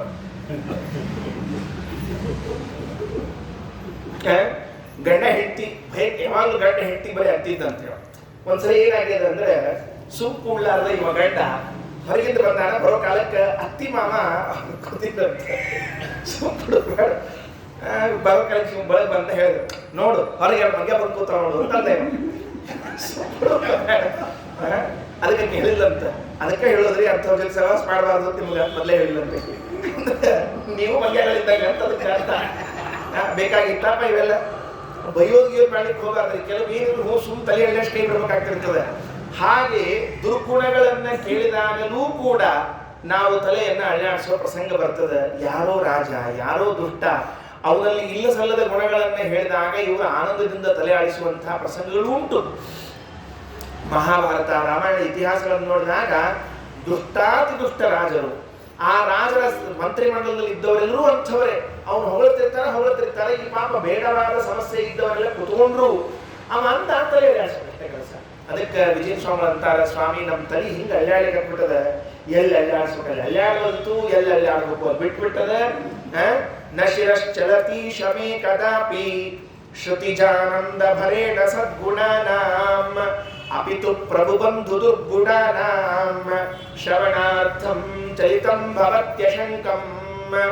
ಮುಂದಿಂದು ಕಿವಿ, ಇದಾಗಲೇ ತಲೆ ಹೇಳ್ಯಾರ, ಈ ಕಿವಿ ಹೇಳಿರ್ತಾರೆ. ಅಂದ್ರೆ ತಲೆಗೂ ಕಿವಿಗೂ ಸಂಬಂಧದ ಅಂತ ಹೇಳಿದ್ದಲ್ಲ, ಅದಕ್ಕೆ ಹೇಳಿ ಹೊರಟದ್ದು ಶ್ರವಣ. ಈ ಶ್ರವಣ ಬಹಳ ಮಹತ್ವದ. ಅದಕ್ಕೆ ಹೇಳಿದ್ರು, ಶ್ರವಣಾಯ ಸತ್ಕಥಾಯಾಃ ನಯತೆ ತೇ ತವ ಪುಣ್ಯ ಕೀರ್ತನಸ್ಯ ಅಪಿತು ವ್ಯಭಿಚಾರ ಲೋಕವಾರ್ಥ ಶ್ರವಣಾಯೈವ ಮಹಾದರಂ ಪ್ರಯಾತಃ. ಏನ ಶಬ್ದ ವಿಜಯ ಸ್ವಾಮಿಗಳು ನಮಗ ಅದು ಏನಂತಾರಂದ್ರೆ ಲೋಕ ವ್ಯಭಿಚಾರ ವಾರ್ತ. ಲೋಕದಲ್ಲಿ ಎಷ್ಟೆಷ್ಟು ವ್ಯಭಿಚಾರ ವಾರ್ತೆಗಳು ಅಂತೀವಿಯೋ ಆ ಎಲ್ಲ ವಾರ್ತೆಗಳನ್ನ ಕೇಳಬೇಕು ಅಂದ್ರೆ ಭಾರಿ ಆನಂದ. ಅವ್ರ ಮನ್ಯಾಗ ಏನಾಗ್ಯದ, ಇವ್ರ ಮನ್ಯಾಗ ಏನಾಗ್ಯದ ಹೇಳ್ತಿರ್ತಾರೆ, ಬಿಡಿಸಿ ಹೇಳ್ತಿರ್ತೀವಿ. ಯಾರ್ಯಾರು ಎಷ್ಟೆಷ್ಟು ಚಂದ ಮಾತಾಡ್ತಿರ್ತಾರ ಅಂತ ತಿಳ್ಕೊಂಡು ಸುದೈವಕ್ಕೆ ಮೊದ್ಲಿನಂಗ ಕಟ್ಟಿ ಮೇಲೆ ಕೂತ್ಕೊಳ್ಳೋದು ಉಳಿದಿಲ್ರಿ. ಮೊದ್ಲಿನಂಗ ಕಟ್ಟಿ ಮೇಲೆ ಎಲ್ಲ ಊರಾಗ ಪಾರ ಉಳಿದಿರ್ಬೇಕು. ನಮ್ಮ ಏರಿಯಾಕಂತೂ ಯಾವ ಕಟ್ಟಿ ಪಟ್ಟಿ ಬಾಗ್ಲ ಹಾಕೊಂಡು ಕೂತ್ ಬಿಡ್ತೀವಿ ನಾವು. ಸಣ್ಣ ಗಡಿ ಒಳಗೆ ಮುಗಿದೋದ್ ಕೆಲಸ. ಅದು ಒಳಗ್ ಕೂತೀವಿ ಅಂತ ಬಿಟ್ಟಿವಿ ಏನು ಅಂದ್ರೆ ಬಿಟ್ಟಿಲ್ರಿ, ನಮ್ಮ ಪರಂಪರಾ ಬಿಟ್ಟಿಲ್ಲ. ಅದ್ರ ಹಂಗೆ ಉಳಿಸ್ಕೊಂಡ್ ಬಂದೀವಿ. ಮೊಬೈಲ್ ಒಳಗೆ ಅಲ್ಲಿ ಎಲ್ಲ ಮತ್ತೆ ಯಥಾ ಪ್ರಕಾರ ಮಾಡ್ಕೋತಿರ್ತೀವಿ. ಏನಾಗಬೇಕು? ಶ್ರವಣಾಯ ಸತ್ಕಥಾಯಾಃ ನಯತೆ ತೇ ತವ ಪುಣ್ಯ ಕೀರ್ತನಸ್ಯ. ಯಾಜ್ಞವಲ್ಕ್ಯರು ತಮ್ಮ ಹೆಂಡತಿಗೆ ಹೇಳುವಾಗ, ನೋಡು ಆತ್ಮಾವಾರೇ ದ್ರಷ್ಟವ್ಯಃ ಶ್ರೋತವ್ಯೋ ಮಂತವ್ಯೋ ನಿಧಿಧ್ಯಾಸಿತವ್ಯಃ. ಶ್ರವಣ ಅಂತನ್ನುವುದು ಭಗವಂತನ ದರ್ಶನಕ್ಕೆ ಮೊಟ್ಟ ಮೊದಲನೇ ಮೆಟ್ಟಲು ಶ್ರವಣ. ನೀವು ಎಷ್ಟು ಹೆಚ್ಚೆಚ್ಚು ಶ್ರವಣವನ್ನ ಮಾಡ್ತೀರಿ ಅಷ್ಟು ಭಗವಂತನ ದರ್ಶನಕ್ಕೆ ಸಮೀಪ ಹೋಗ್ತೀರಿ ಅಂತ ಶ್ರೀಮದಾಚಾರ್ಯರು ತಮ್ಮ ಗ್ರಂಥದಲ್ಲಿ ತಿಳಿಸಿಕೊಡ್ತಾರೆ. ಶ್ರವಣ ಬಹಳ ಮಹತ್ವ. ಶ್ರವಣ ಮಾಡ್ತಾ ಇದ್ದಂತೆ ಶ್ರುತ್ವಾ ತ್ಯಜತಿ ದುರ್ಮತಿಂ. ನಾವು ಶ್ರವಣ ಮಾಡಿದಂತೆ ನಮ್ಮ ದುರ್ಬುದ್ಧಿಯನ್ನು ಕಳ್ಕೊಳ್ಳಿ ಪ್ರಾರಂಭ ಮಾಡ್ತೀವಂತೆ. ಶ್ರವಣವನ್ನೇ ಮಾಡದೆ ಹೋದ್ರೆ ಏನಾಗಬೇಕು? ಅದಕ್ಕೆ ಪ್ರಹ್ಲಾದರಾಜರು ಹೇಳೋ ಕಾಲಕ್ಕೆ ಶ್ರವಣಂ ಕೀರ್ತನಂ ವಿಷ್ಣೋ, ಮೊದಲನೇ ಮೆಟ್ಲು ಯಾವುದು ಅಂತ ಕೇಳಿದ್ರೆ ಶ್ರವಣವೇ ಮೊದಲನೇ. ಉಳಿದದ್ದು ಯಾವುದು ಅಲ್ವೇ ಇಲ್ಲ. ನೀವು ಶ್ರವಣ ಮಾಡಲೇಬೇಕು. ಎಷ್ಟು ಶ್ರವಣ ಮಾಡ್ತೀರಿ ಅಂದ್ರೆ ಅಷ್ಟು ಶ್ರವಣ ಮಾಡಬೇಕು. ಭೂರಿ ಭಕ್ತಿ ಭರ ಕೇಚಿತ್ ಅಪ್ಯಲ್ಪ ಶ್ರುತಿ ಸಂಪದ. ಸುಮಧ್ವಜೇಂದ್ರ ನಾರಾಯಣ ಪಂಡಿತಾಚಾರ್ಯ ಹೇಳುವಾಗ ಶ್ರೀಮದಾಚಾರ್ಯ ಶಿಷ್ಯರಲ್ಲಿ ಎಷ್ಟೋ ಜನ ಕರ್ಮಠರು, ಎಷ್ಟೋ ಜನ ಮತ್ತೊಂದು ತಪಸ್ಸು ಮಾಡೋರು, ಕೇಳುವರು ಅಂತ ಒಂದು ಗುಂಪಿತ್ತಂತ. ಆಚಾರ್ಯ ಶಿಷ್ಯ ಪರಂಪರೆಯಲ್ಲಿ ಬರೇ ಕುತ್ಕೊಂಡು ಕೇಳೋದು, ಶ್ರವಣನೇ ದೊಡ್ಡ ಕೆಲಸ ಅವರಿಗೆ. ಆ ಶ್ರವಣ ಅಂತ ಅನ್ನೋದು ಬಹಳ ಮಹತ್ವದ್ದು. ಆಚಾರ್ಯರು ಏನಂತಾರೆ, ಶ್ರವಣಾದಿ ವಿನಾನ ಇವ ಕ್ಷಣಂ ತಿಷ್ಠೇದಪಿ ಕ್ವಚಿತ ಅತ್ಯಶಕ್ಯೇತು ನಿದ್ರಾದೌ ಪುನರೇವ ಸಮಾಚರೇ. ಶ್ರವಣಾದಿಗಳಿಲ್ಲದೆ ಒಂದು ಕ್ಷಣವನ್ನು ಬಿಡಬೇಡ್ರಿ ಅಂತ ಹೇಳ್ಯಾರ. ಹೌದಾಚಾರ್ಯ, ನೀವೆಲ್ಲ ಹೇಳ್ಕೊಂಡು ಹೋಗ್ತಿರ್ತೀರಿ ಶ್ರವಣಾದಿಗಳನ್ನು ಬಿಡದೆ ಇರಬೇಡ್ರಿ ಅಂತ. ಮತ್ ಬರೇ ಶ್ರವಣ ಮಾಡ್ಕೊಂಡು ಕೂತ್ಕೊಂಡ್ರೆ ಊಟ ಮಾಡೋರು ಯಾರು, ನಿದ್ದೆ ಮಾಡೋರು ಯಾರು, ಉಳಿದ್ ಮಾಡೋರು ಯಾರು? ಈಗ ಹೆಣ್ಮಕ್ಳು ಇದ್ರೆ ಅವ್ರು ಅಡಿಗೆ ಮಾಡ್ಬೇಕಾಗ್ತದೆ ಅಂತ ಸೇರಿಸ್ಕೊಳ್ರಿ. ಗಂಡಸ್ರು ಅಡಿಗೆ ಮಾಡಿರಂಗಿಲ್ಲ, ಊಟ ಅಷ್ಟು 3,000 ಇರ್ತದೆ. ಅಂದ್ರೆ ಯಾವ ಮಾಡ್ಬೇಕು ಮತ್ತೆ ಅವನ್ನ ತಿಳ್ಕೊಂಡು ಕೇಳಿದ್ರೆ ಆಚಾರ ಮಾತು ಹೇಳ್ಯಾರ, ಶ್ರವಣಾದಿ ವಿನಾನೇವ ಕ್ಷಣಂ ತಿಷ್ಠ ಅತ್ಯಶಕ್ಯೇತು ನಿದ್ರಾದವು. ಇಲ್ಲ ಊಟ ಬಿಡ್ಲಿಕ್ಕೆ ಆಗಂಗಿಲ್ಲ ನಮ್ಮ ಕಡೆಯಿಂದ ಅಂದ್ರೆ ಅಷ್ಟೇ ಊಟಕ್ಕೆ ಎಷ್ಟು ಟೈಮ್ ಬೇಕು ಅಷ್ಟೇ ತಗೋಬೇಕು. ಅದಾದ ಮೇಲೆ ನಿದ್ರೆಗೆ ಎಷ್ಟು ಟೈಮ್ ಬೇಕು ಅಷ್ಟೇ ತಗೋಬೇಕು. ನಿದ್ರೆ ಮುಗೀತು ಅಂತಂದು ಕೂಡಲೇ ಮತ್ತೆ ಎದ್ರೆ ಮತ್ತೊಂದು ಗ್ರಂಥ ಹಿಡ್ಕೋಬೇಕು, ಅವಲೋಕನ ಮಾಡಬೇಕು. ಮಲ್ಕೊಳ್ಳೋ ತನಕ ಅಧ್ಯಯನವನ್ನೇ ಮಾಡ್ತಾ ಇರ್ಬೇಕಂತ. ಕಣ್ಣು ರೆಪ್ಪಿ ತಾನಾಗಿಯೇ ಮುಚ್ಚಬೇಕೆ ಹೊರತಾಗಿ ನಾವು ಹಾಸಿಗೆ ಹಚ್ಕೊಂಡು ದಿಂಬಿಟ್ಕೊಂಡು ಫ್ಯಾನ್ ಹಚ್ಕೊಂಡು ಕಾಯಿಲ್ ಹಾಕೊಂಡು ಮತ್ತೆ ಮಸ್ಕಿಟೋ ಕಾಯಿಲ್ ಹಾಕೊಂಡು ಎಲ್ಲ ಮಾಡಿ ಹಾಸಿಗೆ ಮೇಲೆ ಈ ಕಡೆ ಮಕ್ಕಳೊಮ್ಮೆ ಹೊಳ್ಳಾಡಿಕೊಂಡು ಇದ್ದೇ ಬರಂಗಿಲ್ಲ. ಇಷ್ಟೆಲ್ಲ ತಯಾರಿ ಮಾಡ್ಕೊಂಡಿರ್ತಾನೆ, ನಿದ್ದೆ ಬರಂಗಿಲ್ಲ. ನೋಡ್ಬೇಕ್ರಿ ಭಾರಿ ಕೆಲವರೆಲ್ಲ ಅದೇನೋ ಬೆಳೆಸಿಟ್ಟು ಬೆಳ್ಳಗೆ ಚಂದ ಹಚ್ಕೊಂಡು ದಿಂಬಿಟ್ಕೊಂಡು, ಕೆಲವ್ರಿಗೆ ಏನಿಲ್ರಿ ಪಾಪ ಎಲ್ಲಿ ಕುಡಿಸ್ರಲ್ಲ ನಿದ್ದೆ ಬರ್ತಿರ್ತದೆ. ಯೋಗಿತಾವಂತರು ಅಷ್ಟು ಬರ್ಬೇಕಾದ್ರೆ ಬಹುಜನ್ಮದ ಸಾಧನ ಅದ. ಹಂಗೆಲ್ಲ ನೀವು ಅವ್ರಿಗೇನು ಅಲ್ಲಿಗೆ ಹೋಗ್ಬಾರ್ದು. ಕೂತಂತ್ರ ನಿದ್ದೆ ಮಾಡ್ತಾರೆ ಅಂದ್ರೆ ಬೈಬೇಕು, ಬೈಬಾರ್ದು. ಅನೇಕ ಜನ್ಮಗಳಲ್ಲಿ ಪ್ರಾಕ್ಟೀಸ್ ಮಾಡಿರೋರು ಹಂಗ ಕೂತು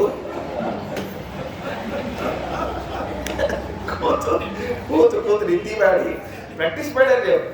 ಈಗ ಮನ್ಯಾಗ ಹುಡುಗರು ಹುಟ್ಟಿದ ಕೂಡಲೇ ಸಂಧ್ಯಾ ದೇವ್ರ ಪೂಜೆ ಅಂತ ತಗೊಳ್ರಿ. ಹಂಗ ಅನ್ಕೊಳ್ಳಿ ಇದೇ ಜನ್ಮಕ್ಕೆ ಬಂದೆ ಏನದು ಜನ್ಮಾಂತರದಾಗ ಸಂಧ್ಯಾ ಅವನಿಗೆ ದೇವ್ರ ಪೂಜೆ ಮಾಡಿ ಮಾಡಿ ಅಭ್ಯಾಸ ಆಗಿದೆ. ಹಂಗೆ ಕೂತ್ಕೊಂಡು ನಿದ್ದೆ ಬರ್ಬೇಕು ಅಂದ್ರೆ 10 ಜನ ಪ್ರಾಕ್ಟೀಸ್ ಮಾಡ್ರಿ. ಎಷ್ಟೋ ಸರ್ತಿ ಕುರ್ಚಿ ಮೇಲೆ ಬಿದ್ದಾರ ಎದ್ದಾರ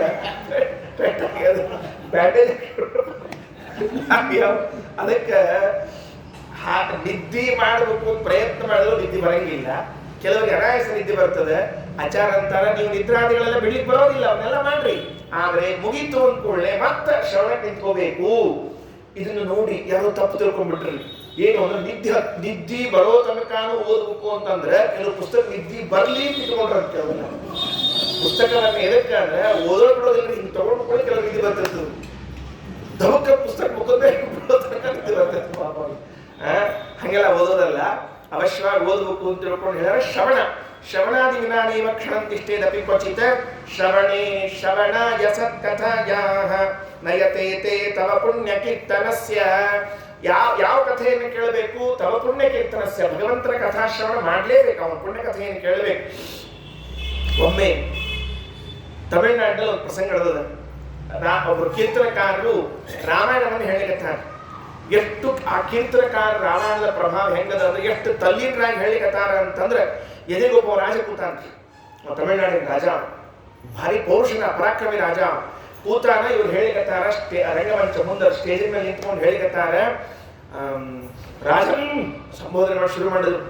ಆ ಪಾಪಿಯಾಗಿರುವಂತಹ ರಾವಣ ಬಂದು ಸೀತಾಮಾತೆಯನ್ನ ಅವಳು ಬಿಡು ಅಂತಿದ್ರು ಕೂಡ ಎಳ್ಕೊಂಡು ಹೋಗ್ತಾ ಇದ್ದಾನೆ ಅಂತ ತಿಳ್ಕೊಂಡು ಭಾರಿ ಉತ್ಸಾಹದಲ್ಲಿ ಹೇಳ್ತಾ ಇದ್ದಾರೆ. ಅವನು ಕೇಳ್ತಾ ಇದ್ದವನು ಎಷ್ಟು ತನ್ಮಯನಾಗಿದ್ದ ಅಂತಂದ್ರೆ, ರಾವಣ ಹೊತ್ತುಕೊಂಡು ಹೋದ ಇಷ್ಟು ಕಥೆ ಅವರು ಹೇಳಿ ಮುಗಿಸೋದ್ರೊಳಗೇನೆ ಕುಲಶೇಖರ ಅಂತ ಆ ರಾಜನ ಹೆಸರು ನೆನಪಾಯ್ತು. ಕುಲಶೇಖರ ಅಂತ ರಾಜ. ಆ ಕುಲಶೇಖರ ಕೈಯಲ್ಲಿರುವ ಖಡ್ಗವನ್ನು ಎಳೆದುಬಿಟ್ಟು, ದಾಸರೇ ನಿಲ್ಲಿಸ್ರಿ ಕಥೆಯನ್ನ, ಹೋಗೋಣ್ರಿ ಮೊದಲು ಅಂತ. ಎಲ್ಲಿಗೆ ದಾಸರು ಖಡ್ಗಾದಿಗೆ ಎಲ್ಲಿ ಹೋಗೋಣ ಅಂತ ಕೇಳಿ ಸೈನಿಕರೇ ತಯಾರು ಮಾಡಿದ ಸೈನ್ಯವನ್ನ. ಸೈನಿಕರ ಗಾಬರಿ ಎಲ್ಲಿ ಹೋಗ್ಬೇಕು? ಲಂಕಾಪಟ್ಟಣಕ್ಕೆ ಹೋಗೋಣಂತೆ, ರಾವಣನ ಕೊಂದು ಸೀತಾಮಾತೆಯನ್ನು ತಂದು ರಾಮಚಂದ್ರ ಒಪ್ಪಿಸೋಣಂತ ಅಂತ. ದಾಸರಂದ್ರು, ಅಣ್ಣ ರಾಮಚಂದ್ರ ಸೀತಾನ್ ಕರ್ಕೊಂಡು ಹೋಗ್ಯಾನ ಹೊಳ್ಳಿ, ನೀ ಕೂಡು ಅಂದ್ರು. ಶ್ರವಣಾಯ ಸತ್ಕಥಾಯಾಃ. ರಾಮಚಂದ್ರನ ಕಥೆಯನ್ನ ಕೇಳಿದ್ದಕ್ಕೆ ಈ ಕುಲಶೇಖರನೆಂಬ ರಾಜನಿಗೆ ಎಲ್ಲಿ ಹೋಗಿದ್ದ ಅಂದ್ರೆ ತಾನೇ ಅಲ್ಲಿ ನಿಂತು ಬಿಟ್ಟಿದ್ದ. ಹಾಗಾದ್ರೆ ಶ್ರವಣ ಅಂತನ್ನುವುದು ನಮಗೆ ಎಂತಹ ಪ್ರಭಾವವನ್ನು ಬೀರ್ತದೆ, ಬಹಳ ಅದ್ಭುತ. ಅದು ಏನು, ಯಾವ್ದ್ಯಾವುದೋ ಕಥೆಯನ್ನು ಕೇಳಿದ್ರೆ ಇಷ್ಟು ಪ್ರಭಾವ ಇರೋದಿಲ್ಲ. ಭಗವತ್ ಕಥಾ ಶ್ರವಣ ಮಾಡಿದಾಗ ಮಾತ್ರ ಆ ತರಹದ ಪ್ರಭಾವ ಇರ್ತದೆ. ನಾನು ಪರೀಕ್ಷಾ ಮಾಡಿ ನೋಡಿದ್ರಿ ಒಂದಿಷ್ಟು. ಪರೀಕ್ಷಾ ಮಾಡಿ ನೋಡಿ, ಸಿನಿಮಾ ನಾಟಕಗಳು ಇವುಗಳನ್ನು ಕೇಳಿದಾಗ ನೋಡಿದಾಗ ಮನಸ್ಸಿನ ಸ್ಥಿತಿ ಏನಿರ್ತದೆ, ಪುರಾಣ ಪುಣ್ಯ ಕಥೆಗಳನ್ನು ಕೇಳಿದಾಗ ನಮ್ಮ ಮನಸ್ಸಿನ ಸ್ಥಿತಿ ಏನಿರ್ತದೆ, ಎರಡೂ ಪರೀಕ್ಷಾ ಮಾಡಿ ನೋಡಿದ್ರೆ ಏನ್ ಸಿದ್ಧ ಆಗಿದೆ ಅಂದ್ರೆ, ಸಿನಿಮಾ ನಾಟಕಗಳನ್ನ ಕೇಳಿ ನೋಡಿ ಮಾಡಿದ್ರೆ ನಮ್ಮ ಮನಸ್ಸು ಇಷ್ಟು ಕೆಟ್ಟ ಹೋಗಿರ್ತದೆ ಅಂತಂದ್ರೆ, ಹೊಡಿ ಬಡಿ ಕಡಿ ಚಿಂತೆ ತೈತುಂಬ. ಇದನ್ನ ನೀವು ರಾಮಾಯಣ ಮಹಾಭಾರತ ಪುರಾಣ ಎಲ್ಲ ಕೇಳಿ ನೋಡಿ ಹೇಳ್ತೀನಿ, ಯಾವುದ್ರಲ್ಲಿ ಮನಸ್ಸು ಶಾಂತ ಇರ್ತದೆ. ಶಾಂತ ಅಂದ್ರೆ ಅಕ್ಷಾಂತ ಇರ್ತದೆ. ನೆಮ್ಮದಿಯಿಂದ ನಿಂತಿ ಊಟ ಇಲ್ಲ ಯಾಕಂತಾವ ಅಂದ್ರೆ ಆ ಭಗವಂತನ ಕಥಾ ಶ್ರವಣಕ್ಕಷ್ಟು ಮಹತ್ವ, ಅದು ಬೇರೆದಕ್ಕಿಲ್ಲ ಅಷ್ಟಿಲ್ಲ. ಅದಕ್ಕೆ ಹೇಳಿದ್ರು ಶ್ರವಣೇ ಶ್ರವಣಾಯ ಸತ್ಕಥಾಯಾಃ ನಯತೆ ತೇ ತವ ಪುಣ್ಯ ಕೀರ್ತನಸ್ಯ. ಮತ್ತಂಗಾಗಿ ಇಲ್ಲಿ ನಿನ್ ಕಿವಿ ಹೋಗಂಗಿಲ್ಲ ಅಂದ್ರೆ ಎಲ್ಲಿ ಹೋಗ್ತದೆ? ಅಪಿತು ವ್ಯಭಿಚಾರ ಲೋಕವಾರ್ಥ ಶ್ರವಣಾಯೈವ ಮಹಾದರಂ ಪ್ರಯಾತಃ. ಇನ್ನೇನು ಅಂತಂದ್ರೆ ನಮಗ ಯಾರದಾದ್ರೂ ಅದು ಬೇಡಾದ ವಿಷಯಗಳಿರ್ತಾವ ನೋಡ್ರಿ, ಅವು ವ್ಯಭಿಚಾರ ಲೋಕವಾರ್ಥ. ಇನ್ನೊಬ್ಬರ ಸುದ್ದಿ ಇಷ್ಟು ವಿಚಿತ್ರದ್ರೆ ಹೇಳ್ತೀನಿ. ಇವತ್ತಂತೂ ದೇವರೇ, ಮೊಬೈಲು ಟಿವಿ ತೆಗೆದು ಬಿಟ್ರೆ ಹಚ್ಚಿಬಿಟ್ರೆ ಯಾರನ್ನ ಕೊಂದ್ರು, ಯಾರ ಜೊತೆಗೆ ಓಡಿ ಹೋದ್ರು, ಯಾವ ಹೆಂಡತಿ ಯಾವ ಗಂಡನ ಜೊತೆಗೆ, ಯಾವ ಗಂಡ ಯಾವ ಹೆಂಡತಿ ಜೊತೆಗೆ, ಅದು ಮತ್ತೆ ಅವ್ರು ಇವ್ರು ತೋರ್ಸೋರು ತೋರ್ಸಂಗಿಲ್ರಿ. ಹಿಂದಕ್ಕೂ ನ್ಯೂಸ್ ಬರ್ತಿದ್ರಿ. ಮತ್ತೆ ಇದು ಅನಾದಿ ಕಾಲದಿಂದ ಅದ ಪಡಿ ಕಡಿಯ ಬರೀ ಇವತ್ತಿಂದ ಅವತ್ತದಂತಿಲ್ಲೇ ಇಲ್ಲ. ಎಷ್ಟು ಚಂದ ತೋರಿಸ್ತಿರ್ತಾರ ಅಂತಂದ್ರೆ ಅದಕ್ಕೊಂದು ಮತ್ತೆ AI ಒಳಗ ಅದರೊಂದು ಕ್ರಿಯೇಟ್ ಮಾಡಿ ಹೆಂಡತಿಯು ಗಂಡನಿಗೆ ಚಾಕು ತಗೊಂಡು ಹೀಗೆ ಚುಚ್ಚಿದ ಮೇಲೆ ಆ ಕಟಿಂಗ್ ಮಷೀನ್ ತಗೊಂಡು ಹೀಗೆ ಗಂಡನ ತಲೆಯನ್ನ ಕರ ಅಂತ ಕೊಂದು ಕೈಯನ್ನ ಕತ್ತರಿಸಿದ್ಲು. ಅವೆಲ್ಲ ಚೀಲದಲ್ಲಿ ಹಾಕೊಂಡು ತಗೊಂಡು ಹೋಗಿ ಘಟದಲ್ಲಿ ಚಲಿ ಬಂದ್ಲು. ಅಷ್ಟು ತೋರಿಸ್ತಾರ ಪಾಪ. ಈಗ ನೋಡೋರು ಏನಾಗ್ಬೇಕ್ರಿ? ನಾವು ಒಂದ್ಸಲ ಟ್ರೈ ಮಾಡಿದ್ರೆ ಹೆಂಗ ಅನ್ಸಂಗಿಲ್ಲ ಇಷ್ಟು. ಅವ ಇನ್ನೊಬ್ಬ ಪ್ರೇಮಿಯು ತನ್ನ ಹುಡುಗಿಯನ್ನ ಕತ್ತರಿಸಿ ಪ್ರೆಷರ್ ಕುಕ್ಕರ್ ನಲ್ಲಿ ಹಾಕಿ ಸಿಟಿ ಉರಿಸಿ ಬಿಟ್ಟ. ಏನ್ ಕಥೆ ಎಲ್ಲ ಇವನ್ ಎಷ್ಟು ನೋಡೋದು? ಒಂದ್ಸರ್ತಿ ಅಲ್ರಿ, ಒಂದ್ ಚಾನಲ್ ಅಲ್ಲ, ಪ್ರತಿ ಚಾನಲ್ಲು ಇದನ್ನೇ ತೋರಿಸ್ತದೆ. ಇದನ್ನೇ ನೋಡ್ಬೇಕು ನಾವು. ನಮಗೇನ್ ಬೇಕು ನೋಡ್ತಿಲ್ಲ ನಾವೀಗ, ಅವರೇನ್ ತೋರಿಸ್ತದ ನೋಡ್ಲಿಕ್ಕೆ ಎಷ್ಟು ವ್ಯತ್ಯಾಸ ಆಗಿದೆ ನೋಡ್ರಿ ನಮ್ಮ ಜೀವನ. ಅಪಿತು ವ್ಯಭಿಚಾರ ಲೋಕವಾರ್ಥ. ಬರೇ ಇಂಥ ವಾರ್ತೆಗಳೇ. ಯಾವುದು ನಮಗೇನೋ ಪ್ರಯೋಜನ ಜೀವನದಲ್ಲಿ ಮುಂದೆ ಬರ್ಲಿಕ್ಕೆ ಆಗೋದಿಲ್ಲ, ಸಾಧನೆಗೆ ಆಗೋದಿಲ್ಲ, ನೆಮ್ಮದಿಯಿಂದ ಇರ್ಲಿಕ್ಕೆ ಆಗೋದಿಲ್ಲ. ಮನಸ್ಸು ಕೆಟ್ಟ ವಿಚಾರ ಮಾಡ್ಲಿಕ್ಕೆ ಶುರು ಮಾಡ್ತದೆ. ಅದು ಆ ವಿಷಯ ಒಂದ್ ಸರ್ತಿ ಒಳಗೆ ಹೋಯ್ತು ಅಂದ್ರೆ ವಿಷಾದ. ನಾವು ವಿಚಾರ ಮಾಡ್ತಿರ್ತೀವಿ, ಯಾರು ನೋಡಿದಾಗೆಲ್ಲ ಹಿಂಗ ಅನಿಸ್ತಿರ್ತದೆ, ಇವ್ದು ಹೆಂಗ ಶುರು ಆಗ್ತದೆ. ಯಾಕಂದ್ರೆ ದುರ್ಬುದ್ಧಿ ಅದಕ್ಕೆ ಆಗ್ತದೆ. ಆ ತರಹದ ವಾರ್ತೆಗಳನ್ನು ಕೇಳಬಾರ್ದು. ವಿಜಯ ಸ್ವಾಮಿ ಅಂತಾರೆ, ನಮ್ಮ ಕಿವಿಗಳೆಲ್ಲ ಅದೇ ಕೆಲಸ ಮಾಡ್ತಿರ್ತದೆ. ಅಪಿತು ವ್ಯಭಿಚಾರ ಲೋಕವಾರ್ಥ ಶ್ರವಣಾಯೈವ. ಸುಮ್ಮನೆ ಶ್ರವಣ ಮಾಡೋದಿಲ್ಲಂತೆ. ಮಹಾದರಂ ಪ್ರಯಾತಃ. ಭಾರಿ ಆದರದಿಂದ ಹೋಗ್ತೀವಂತ ನಾವು. ಯಾವ್ದಾರ ಮನ್ಯಾಗ ಸುದ್ದಿ ಹೇಳ್ತಿರ್ಬೇಕ್ರಿ. ಯಾರ ಪಾಪ ಹೆಣ್ಮಕ್ಳು ಏನೋ ಅನಾನುಕೂಲ ಆಗಿರ್ತದೆ, ಗಂಡ ಮನ್ಯಾಗ ಸ್ವಲ್ಪ ಮನೆಗೆ ಬಂದು ಕೂತಿರ್ತಾರೆ, ಇರ್ತಾವ್ರಿ ಮನ್ಯಾಗ ಇರಲ್ಲ ಅಂತ ಎಲ್ಲ ಕಡೆ. ಅದಕ್ಕೆ ಎಷ್ಟು ಚಂದ ಇವರು ಉಪ್ಪು ಖಾರ ಪುಡಿ ಮೆಣಸಿನಕಾಯಿ ಎಲ್ಲ ಹಾಕಿ ಬಿಟ್ಟು ಬಂದ್ಬಿಟ್ಲಂತ. ಅಯ್ಯೋ ಸುಮ್ ಬಂದಾಳ ಪಾಪ ಹೆಣ್ಮಕ್ಳು. ಏನೋ ಅತ್ತಿ ಮನೆ ಬ್ಯಾಸರ ಆಗಿದೆ, ತವ್ರ ಮನೆಗೆ ಬಂದು ಕೂತಾಳ. ಏನೋ 2 ದಿವಸ ಬಿಟ್ಟು ಹೋಗ್ತಾಳ. ಅವ್ರ ಅತ್ತಿ ಅವ್ರ ತವ್ರ ಮನೆ ಅವ್ರದ್ದು ಇದ್ದೇ ಇರ್ತದೆ 108. ಹೇಳಿದ್ದಿಲ್ಲ ಮೊದ್ಲೆ ಬೇಡ ಅಂತ ಹೇಳಿದ್ದೆ. ಕೈಯಾಗ ಕಡ್ಡಿ ಕೊಟ್ಟು ಹೇಳಿದ್ದೆ. ಕೇಳಿದ್ರೆ ಇವ್ರಿಗೇನ್ ಕಡ್ಡಿ ಕೊಟ್ಟು ಹೇಳ್ಬೇಕಾಗಿದೆ? ಸಂಬಂಧ ಇರೋದಿಲ್ಲ. ಇವ್ರು ಎಲ್ಲ ಒಟ್ಟು ಸುದ್ದಿ ಹೇಳ್ಕೊಡುದು. ಅವ್ರ ಮನ್ಯಾಗ ಮೊದ್ಲಿಂದ ಬರೀ ರಾಕ್ಷಸನೇ ಹುಟ್ಟ್ಯಾರ. ಈಗೇನೋ ಅವ್ರ ಮನೆಯಾಗ ಹೋಗಿ ನೋಡಿದ್ರು, ಅಲ್ಲೇ ಇದ್ದವ್ರ ಗತಿ. ಆ ಮನೆಯೊಳಗೆ ಅಕಸ್ಮಾತ್ ಇವ್ರಿಗೆ ಯಾರಿಗೊಬ್ರು ಬೇಕಾದವ್ರು ಇದ್ರು ಅಂತ ಇಟ್ಕೊಳ್ರಿ. ಪಾಪ ಅದೊಂದು ಹುಟ್ಟಿದ ಲಂಕಾದಾಗ ಮೀಷನ್ ಹುಟ್ಟಿದಂಗ ಪಾಪ ಅದೊಂದು ಹುಟ್ಟಿದ ಲಂಕಾದಾಗ ಮೀಷನ್ ಹುಟ್ಟಿದಂಗ ನೋಡ್ರಿ. ಯಾಕ ಇವ್ರಿಗೆ ಅನುಕೂಲ ಮಾಡ್ಕೊಡ್ತಿರ್ತಾರ ಅವ್ರು. ಇಲ್ಲೇ ಯಾಕಂದ್ರೆ ಅವ್ರು ಸುದ್ದಿ ಹೇಳೋರು ಇವ್ರಿ, ಅವ್ರ ಮನ್ಯಾಗ ಸುದ್ದಿ ಹೇಳೋರು ಅವರೇ. ಅದಕ್ಕೆ ಅವ್ರಿಗೆ ಸಂತೋಷ ಆಗಿರ್ತದೆ. ಬಡದದ್ದು ಮತ್ತು ಮಾಡಿದ್ದು ಎಲ್ಲ ಅಲ್ಲೇ. ಇನ್ನೂ ಕೆಲವೆಲ್ಲ ಈಗ ಈ ಊರಾಗೆಲ್ಲ ಮನೆಗಳು ಹತ್ಕೊಂಡವ್ರಿಗೆ ಹಿಂದೆಲ್ಲ ಹಂಗೆ ಹತ್ಕೊಂಡಿರ್ತಿದ್ರು. ಆಜು ಬಾಜು ಮನೆಯಾಗ ಏನ್ ಮಾತಾಡಿದ್ರೆ ಕೇಳಿಸ್ತಿತ್ರಿ. ಇವ್ರು ಎಷ್ಟು ಆಳದಿಂದ ಕೇಳಿಸ್ಕೊತಿದ್ರು ಮತ್ತೆ. ಕಿವಿ ಹಚ್ಚಿ ಗಾಡಿಗೆ ಇಕ್ಕಿ ಪಾಪ ಹೇಳ್ತಿ ಹತ್ತಿರ್ತಾಳೆ, ಏನ್ರಿ ಬರ್ರಿ ಟೈಮ್ ಆಗ್ಯದ ಮಂಗಳಾರತಿ ಎಲ್ಲ ಮಾತಾಡ್ತಾಳೆ. ಇಕ್ಕೆ ಬರ್ತಿ ಬರೀ ಇಂಥವಂತ ಕೊಂಡೇಳಿ. ಅದಕ್ಕೆ ಸರ್ವಾತ್ಮನ ಈ ಲೋಕ ವ್ಯಭಿಚಾರ ವಾರ್ತೆಗಳು ನಮ್ಗೆ ಉಪಯೋಗ ಇಲ್ಲ, ಬೇಡ. ಯಾರ ಮನ್ಯಾಗ ಏನಾದರೂ ನಮಗೇನೂ ಉಪಯೋಗ ಇಲ್ಲ ನೆನ್ಪಿಟ್ಕೊಳ್ರಿ. ಅವ್ರ ಮನ್ಯಾಗ ಹೆಂಡತಿಯರ ಜಗಳಾಡ್ಲಿ, ಗಂಡರ ಜಗಳಾಡ್ಲಿ, ಮಗರ ಜಗಳಾಡ್ಲಿ, ಮಗಳ ಜಗಳಾಡ್ಲಿ, ಏನ್ ಮಾಡಿದ್ರು ನಮಗೂ ಒಂದು ಪೈಸಾ ಇಲ್ಲ. ಸುಮ್ಮನೆ ಬಾಯಿಗೆ ಆಹಾರ ಅಷ್ಟೇ ಹೊರತಾಗಿ, ಮನಸ್ಸು ಕೆಡಿಸಿದ ಹೊರತಾಗಿ ಬೇರೆ ಇದನ್ನ ಮಾಡೋದಿಲ್ಲ. ಶ್ರವಣಾಯ ಸತ್ಕಥಾಯಾಃ ನಯತೆ ತೇ ತವ ಪುಣ್ಯ ಕೀರ್ತನಸ್ಯ ಅಪಿತು ವ್ಯಭಿಚಾರ ಲೋಕವಾರ್ಥ ಶ್ರವಣಾಯೈವ ಮಹಾನರಂ ಪ್ರಯಾತಃ. ಇನ್ನ ಕಣ್ಣು ಕಿವಿಯಾತ. ಕಣ್ಣು ಹೆಂಗವ ತಿಳ್ಕೊಂಡು ಹೇಳಿ. ನೋಡ್ಬೇಕಾಗಿದ್ದೇನು, ನೋಡಬಾರದ್ದೇನು, ಎರಡರ ಬಗ್ಗೆನೂ ಭೇದ ಭಾವ ಇಲ್ಲದೆ ನೋಡ್ತಿರ್ತದಂತದ್ದು ಪಾಪ. ಇದನ್ನು ನೋಡೋದು ಅದನ್ನು ನೋಡೋದು ತಪ್ಪು ಅಂತ ಹೇಳಿರ್ತಾರೆ. ನವಮಾಕ್ಷಿಯುಗಂ ಪ್ರವರ್ತತೆ ಶ್ರೀ ಭಗವತ್ ಶಾಸ್ತ್ರ ಕುಲಾವಲೋಕನಾಯ ಅಪಿತು ಧ್ರುವ ಬಾಲ ನರ್ತಕೀನಾಂ ಗಣಿಕಾನಾಂ ಪರಿನರ್ತನಾದಿ ದೃಷ್ಟೈ. ಕಣ್ಣು ಏನ್ ನೋಡ್ಬೇಕಾಗ್ಯದ? ಶಾಸ್ತ್ರವನ್ನು ನೋಡ್ಬೇಕಾಗ್ಯದ. ಅದನ್ನ ನೋಡೋದಿಲ್ಲ, ಶಾಸ್ತ್ರವನ್ನು ನೋಡೋದಿಲ್ಲ. ಮತ್ತೇನ್ ನೋಡ್ತಾ ಇದೆ ಅಂದ್ರೆ ಗಣಿಕಾನಾಂ ಪರಿನರ್ತನಾದಿ ದೃಷ್ಟೈ. ವಿಜಯ ಸ್ವಾಮಿ ಅಂತಾರ, ವೇಶ್ಯಾಸ್ತ್ರೀಯರ ನರ್ತನಗಳನ್ನು ನೋಡ್ಲಿಕ್ಕೆ ಬಹಳ ಆನಂದ ಪಡ್ತದೆ ಅಂತ ತಿಳ್ಕೊಂಡು ಹೇಳ್ಯಾರ. ಮತ್ತೆ ಇವತ್ತು ಟಿವಿ ಆಗೋರಲ್ಲ ಅವರೇ ಇರ್ತಾರೆ, ಮತ್ತೆ ಬಹಳ ವ್ಯತ್ಯಾಸ ಇರುವುದಿಲ್ಲ ಅಷ್ಟ. ಅದಕ್ಕೆ ಹೇಳಿದ್ರು ಅಪಿತು ಧ್ರುವ ಬಾಲ ನರ್ತಕಿ ನಾಂ ಗಣಿಕಾನಾಂ ಪರಿನರ್ತನಾದಿ ದೃಷ್ಟಿ. ಏನ್ ಕುಣಿಯೋದು, ಏನ್ ಮಾಡೋದು, ಎಲ್ಲ ಅವೇನ್ ಬಟ್ಟೆಯೋ ಬಟ್ಟಿಲ್ಲೋ ನಮ್ಗೆ ಆಶ್ಚರ್ಯ ಅನಿಸ್ತದ್ರಿ. ಒಂದು 20-30 ವರ್ಷದಿಂದ ಬೇಡ, ಒಂದು 50 ವರ್ಷದಿಂದ ಅವೇನು ಸಿನಿಮಾ ಬರ್ತಿದ್ರು ನೋಡ್ರಿ, ಸುರಕ್ಷತೆ ಎಲ್ಲಾರ ಮೈ ತುಂಬ ಬಟ್ಟೆ ಇರ್ತಿದ್ವಿ. ನಾ ಬೈಲಿಗತ್ತಿಲ್ಲ, ಕಾಲ್ಗೆಟ್ಟು ಕೆಟ್ಟ ಹೋಗ್ಯದ ಅಂಬೋದು ಬೆಟ್ಟ ಅಂತ ಹೇಳಿಗತ್ತೀನಿ. ಎಲ್ಲಾರ ಮೈ ತುಂಬ ಬಟ್ಟೆ, ಅವು ಹೀರೋ ಇರ್ಬೋದು, ಹೀರೋಯಿನ್ ಇರ್ಬೋದು, ದೊಡ್ಡ ದೊಡ್ಡ ಪ್ಯಾಂಟು ಶರ್ಟು, ಅವು ಮೈ ತುಂಬ ಸೀರೆ ಉಟ್ಕೊಂಡು ಚಂದಾಗಿರ್ತಿದ್ವಿ. ಈಗಿನ ನೋಡಿದ್ರೆ ಪಾಪ ನಮ್ಮ ಅಜ್ಜಿ ಮಾತಾಮಹಿ, ನಮ್ಮ ಅಮ್ಮನ ಅವ್ವ, ಅವ್ರಿಗೆ ಇವೆಲ್ಲ ಗೊತ್ತಿಲ್ರಿ. ಏನೋ ಟಿವಿ ಹೊಸದಾಗಿ ಬಂದಿದ್ರು, ಅವಾಗ ಆ ಟಿವಿ ಒಳಗೆ ಒಂದು ಯಾವುದೋ ಸಣ್ಣ ಪ್ಯಾಂಟ್ ಹಾಕೊಂಡು ಬಂದಿತ್ತು, ಒಂದು ಹುಡುಗಿ ಹಾಫ್ ಪ್ಯಾಂಟ್ ಹಾಕೊಂಡು ಬಂದಿತ್ತು. ನಮ್ಮ ಅವ್ವನ್ ಕೂರ್ಸ್ಕೊಂಡು, ನಮ್ಮ ತಾಯಿನ ಕೂರ್ಸ್ಕೊಂಡು ಹೇಳ್ತಾರೆ ನಮ್ಮ ಅಜ್ಜಿ, ನೋಡ ಹೋದ್ ಜಮ್ದಾಗಿ ವಸ್ತ್ರದಾನ ಮಾಡಿಲ್ಲ ಹುಡುಗಿ ಪಾಪ, ಜಮ್ದಾಗಿ ವಸ್ತ್ರದಾನ ಮಾಡಿಲ್ಲ ನೋಡ ಪಾಪ, ಎಷ್ಟು ಸಣ್ಣ ಬಟ್ಟೆ ಕೊಟ್ಟ, ದೇವ್ರ ಅಷ್ಟ ಕೊಟ್ಟ ಅಂತ ಅವ್ರಿಗೆ. ಅಂದ್ರ ಅವ್ರ ತಲೆ ಅಷ್ಟೇ ಇರ್ತದ್ರಿ, ಜನ್ಮಾಂತರದ ವಸ್ತ್ರದಾನ ಮಾಡಬೇಕು, ಮೈತುಂಬ ವಸ್ತ್ರ ಕೊಡ್ತಾರ ದೇವರು ತಿಂಗರಿ. ಅವು ಇಷ್ಟು ಕೆಟ್ಟ ಹೋಗ್ಯದ. ಇವತ್ತಂತೂ ದೇವರೇ ಪ್ರೀತಿ ಅಷ್ಟೇ. ಅದಕ್ಕೆ ನವಮಾಕ್ಷಿ ಯುಗಂ ಪ್ರವರ್ತತೆ ಶ್ರೀ ಭಗವತ್ ಶಾಸ್ತ್ರ ಕುಲಾವಲೋಕನಾಯ ಅಪಿತು ಧ್ರುವ ಬಾಲ ನರ್ತಕೀನಾಂ ಗಣಿಕಾನಾಂ ಪರಿನರ್ತನಾದಿ ದೃಷ್ಟಿ. ನಮ್ಮ ಕಣ್ಣೆಲ್ಲಿ ಹೋಗಬೇಕಾಗಿದೆ? ಶ್ರೀ ಭಗವತ್ ಶಾಸ್ತ್ರ ಕುಲಾವಲೋಕನಾಯ, ಭಗವಂತನ ಶಾಸ್ತ್ರಗಳ ಅವಲೋಕನವನ್ನ ಮಾಡಬೇಕು ಅಂತ ನಮ್ಮ ಕಣ್ಣು ಹೋಗ್ಬೇಕಾಗಿದೆ. ಹೌದಾ? ಯಾವುದು ಶಾಸ್ತ್ರ? ಭಗವಂತನ ಶಾಸ್ತ್ರ ಯಾವುದು? ಅದಕ್ಕೆ ಪರಮಾತ್ಮನೇ ರಚನೆ ಮಾಡಿರುವಂತಹ ಪರಮ ಪವಿತ್ರವಾಗಿರುವಂತಹ ಶಾಸ್ತ್ರಗಳು.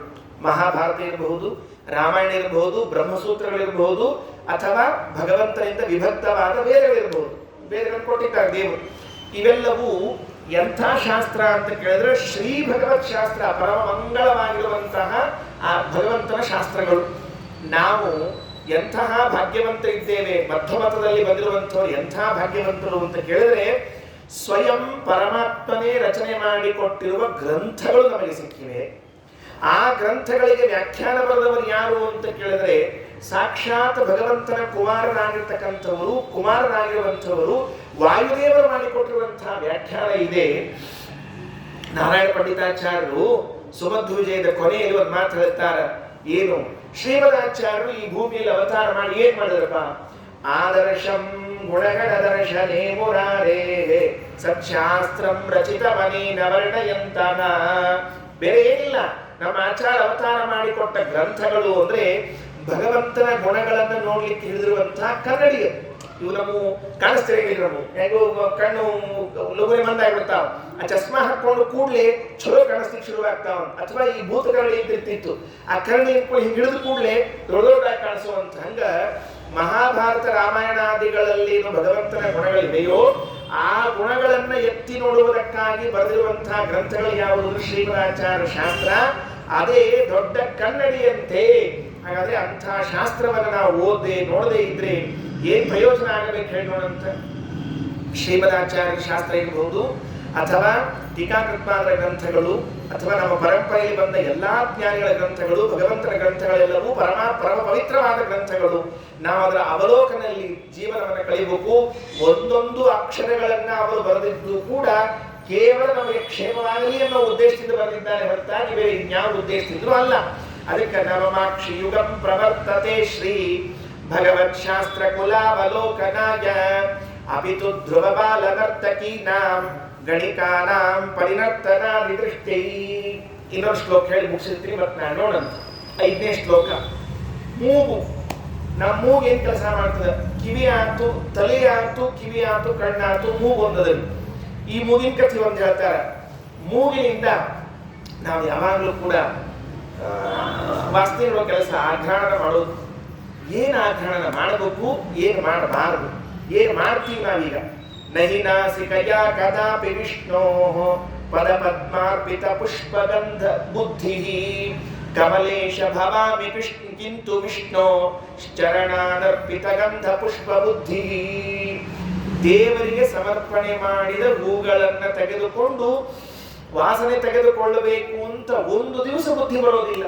ಆದರೆ ಭಗವಂತನಿಗೆ ಸಮರ್ಪಣೆ ಮಾಡದೇ ಇರುವಂತಹ ಹೂವಂತ ಒಂದೇ ಹೇಳ್ಯಾರ್ರಿ, ಉಳಿದದ್ದು ಎಲ್ಲರೂ ತಗೊಳ್ಬಹುದು. ಹೂವೇ ಸಾಮಾನ್ಯವಾಗಿ ಮೂಸಿ ನೋಡುವುದು, ಗಂಧ ಮತ್ತೊಂದು ಮೂರೊಂದು, ಅವೆಲ್ಲವೂ ಭಗವಂತನಿಗೆ ಸಮರ್ಪಣೆ ಮಾಡದೇ ಇದ್ದದ್ದನ್ನೇ ತಗೊಳ್ಬೇಕು ಅಂತ ಬುದ್ಧಿ ಬರ್ತದೆ ಹೊರತಾಗಿ ಎಂದೂ ಭಗವಂತನಿಗೆ ಸಮರ್ಪಣೆ ಮಾಡಿದ್ದು ಅಂತ ಬುದ್ಧಿ ಬರುವುದಿಲ್ಲ. ನಾರಾಯಣ ಪಂಡಿತಾಚಾರ್ಯರು ಸುಮಧ್ವಜದಲ್ಲಿ ಮೊದಲನೇ ಸಮಯದಲ್ಲಿ ಕಥೆ ಬರೆದಿದ್ದಾರೆ. ಹನುಮಂತ ದೇವರು ರಾಮ ದೇವರಿಗೆ ಪೂಜಾಕ್ಕೆ ಹೂ ತರ್ಲಿಕ್ಕತ್ತಿದ್ರಂತ. ಏನಾಯ್ತು? ಏಕೇನ ದೃಷ್ಟಾನಯತೋ ಗಿರೀಂದ್ರಂ ಸಂಜೀವನಾದ್ಯಾಶ್ರಯಮಸ್ಯ ನಾಭೂತ್ ರಾಮಾರ್ಚನೆಯೋ ನಯತ ಪ್ರಸೂನಂ ದ್ವಾಭ್ಯಾಂ ಕರಾಭ್ಯಾಂ ಅಭವತ್ ಪ್ರಯತ್ನಃ. ರಾಮದೇವರ ಪೂಜೆಗೆ ಹೂ ತರಬೇಕು ಅಂತ ಹನುಮಂತದೇವರು ಹೊರಟಾಗ ಸಂಜೀವಿನಿ ಇರುವಂತಹ ಪರ್ವತ, ಗಂಧವಾದ ಪರ್ವತ, ಆ ಪರ್ವತ ತರುವಾಗಲೂ ಅಷ್ಟು ಭಾರ ಆಗಿದ್ದಿಲ್ಲಂತ, ಹೂ ತರೋ ಕಾಲಕ್ಕೆ ಅಷ್ಟು ಭಾರ ಆತಂತವ್ರು. ಯಾರೋ ಕೇಳಿದ್ರು, ಆಚಾರ್ಯ ಸ್ವಪೇಂದ್ರ ನಾರಾಯಣ ಪಂಚಾರ ಹಿಂದ ಮುಂದೆ ಬರ್ದಾರೋ ಹೆಂಗ್ ಮತ್ ನೋಡ್ರಿ, ಯಾಕ ಹೂ ತರೋದೇನ್ರಿ, ಅನಾಯಸರ ತರೋದಲ್ಲ. ಹೂ ತರುವಾಗ ನಮ್ಮ ಅದಕ್ಕೆ ಶ್ವಾಸೋಚ್ಛ್ವಾಸ ಅದ್ರ ಮೇಲೆ ಬೀಳಬಾರ್ದು, ಆ ಹೂವಿನ ಗಂಧ ನಮ್ಮ ಹೂಗಳಿಗೆ ಹೋಗ್ಬಾರ್ದು. ಯಾಕೆ ಹೇಳ್ರಿ? ಹೂಗಳಿಗೆ ಹೋಗ್ಬಾರ್ದು, ದೇವರಿಗೆ ಅರ್ಪಣೆ ಮಾಡಿಲ್ಲ. ದೇವರಿಗೆ ಅರ್ಪಿಸದೇ ಇರುವಂತಹ ಗಂಧವನ್ನು ನಾವು ಸ್ವೀಕಾರ ಮಾಡ್ಲಿಕ್ಕೆ ಬರೋದಿಲ್ಲ. ದೇವರಿಗೆ ಅರ್ಪಿಸಿದ ಮೇಲೇನೆ ನಾವು ತಗೊಳ್ಬೇಕು. ಕೆಲವೊಂದು ಸತ್ಯ ಆ ಹೂ ತಗೊಂಡು ಹೊಂಟಾಗ ಅದನ್ನ ನೋಡಿಬಿಟ್ವಿ ಅಂದ್ರೆ ತಲೆಯಾಗಿ ಏನೋ ಬರ್ಲಿಕ್ಕೆ ಶುರು ಆಗ್ತಾವ. ಎಷ್ಟು ಚಂದ ಹೋದಲ್ಲ, ನನ್ನ ಹೆಂಡತಿ ಮುಡ್ಕೊಂಡ್ರೆ ಎಷ್ಟು ಚಂದ ಕಾಣಿಸ್ತದಲ್ಲ, ಚಲೋ ಆಯ್ತು ಅಂದ್ರೆ ಮುಗೀತು ಅಂತ ಅರ್ಥ. ಅದಕ್ಕೆ ಹೂವಾಗಲೇ ನಿರ್ಮಾಲ್ಯ ಆಗೋಯ್ತು.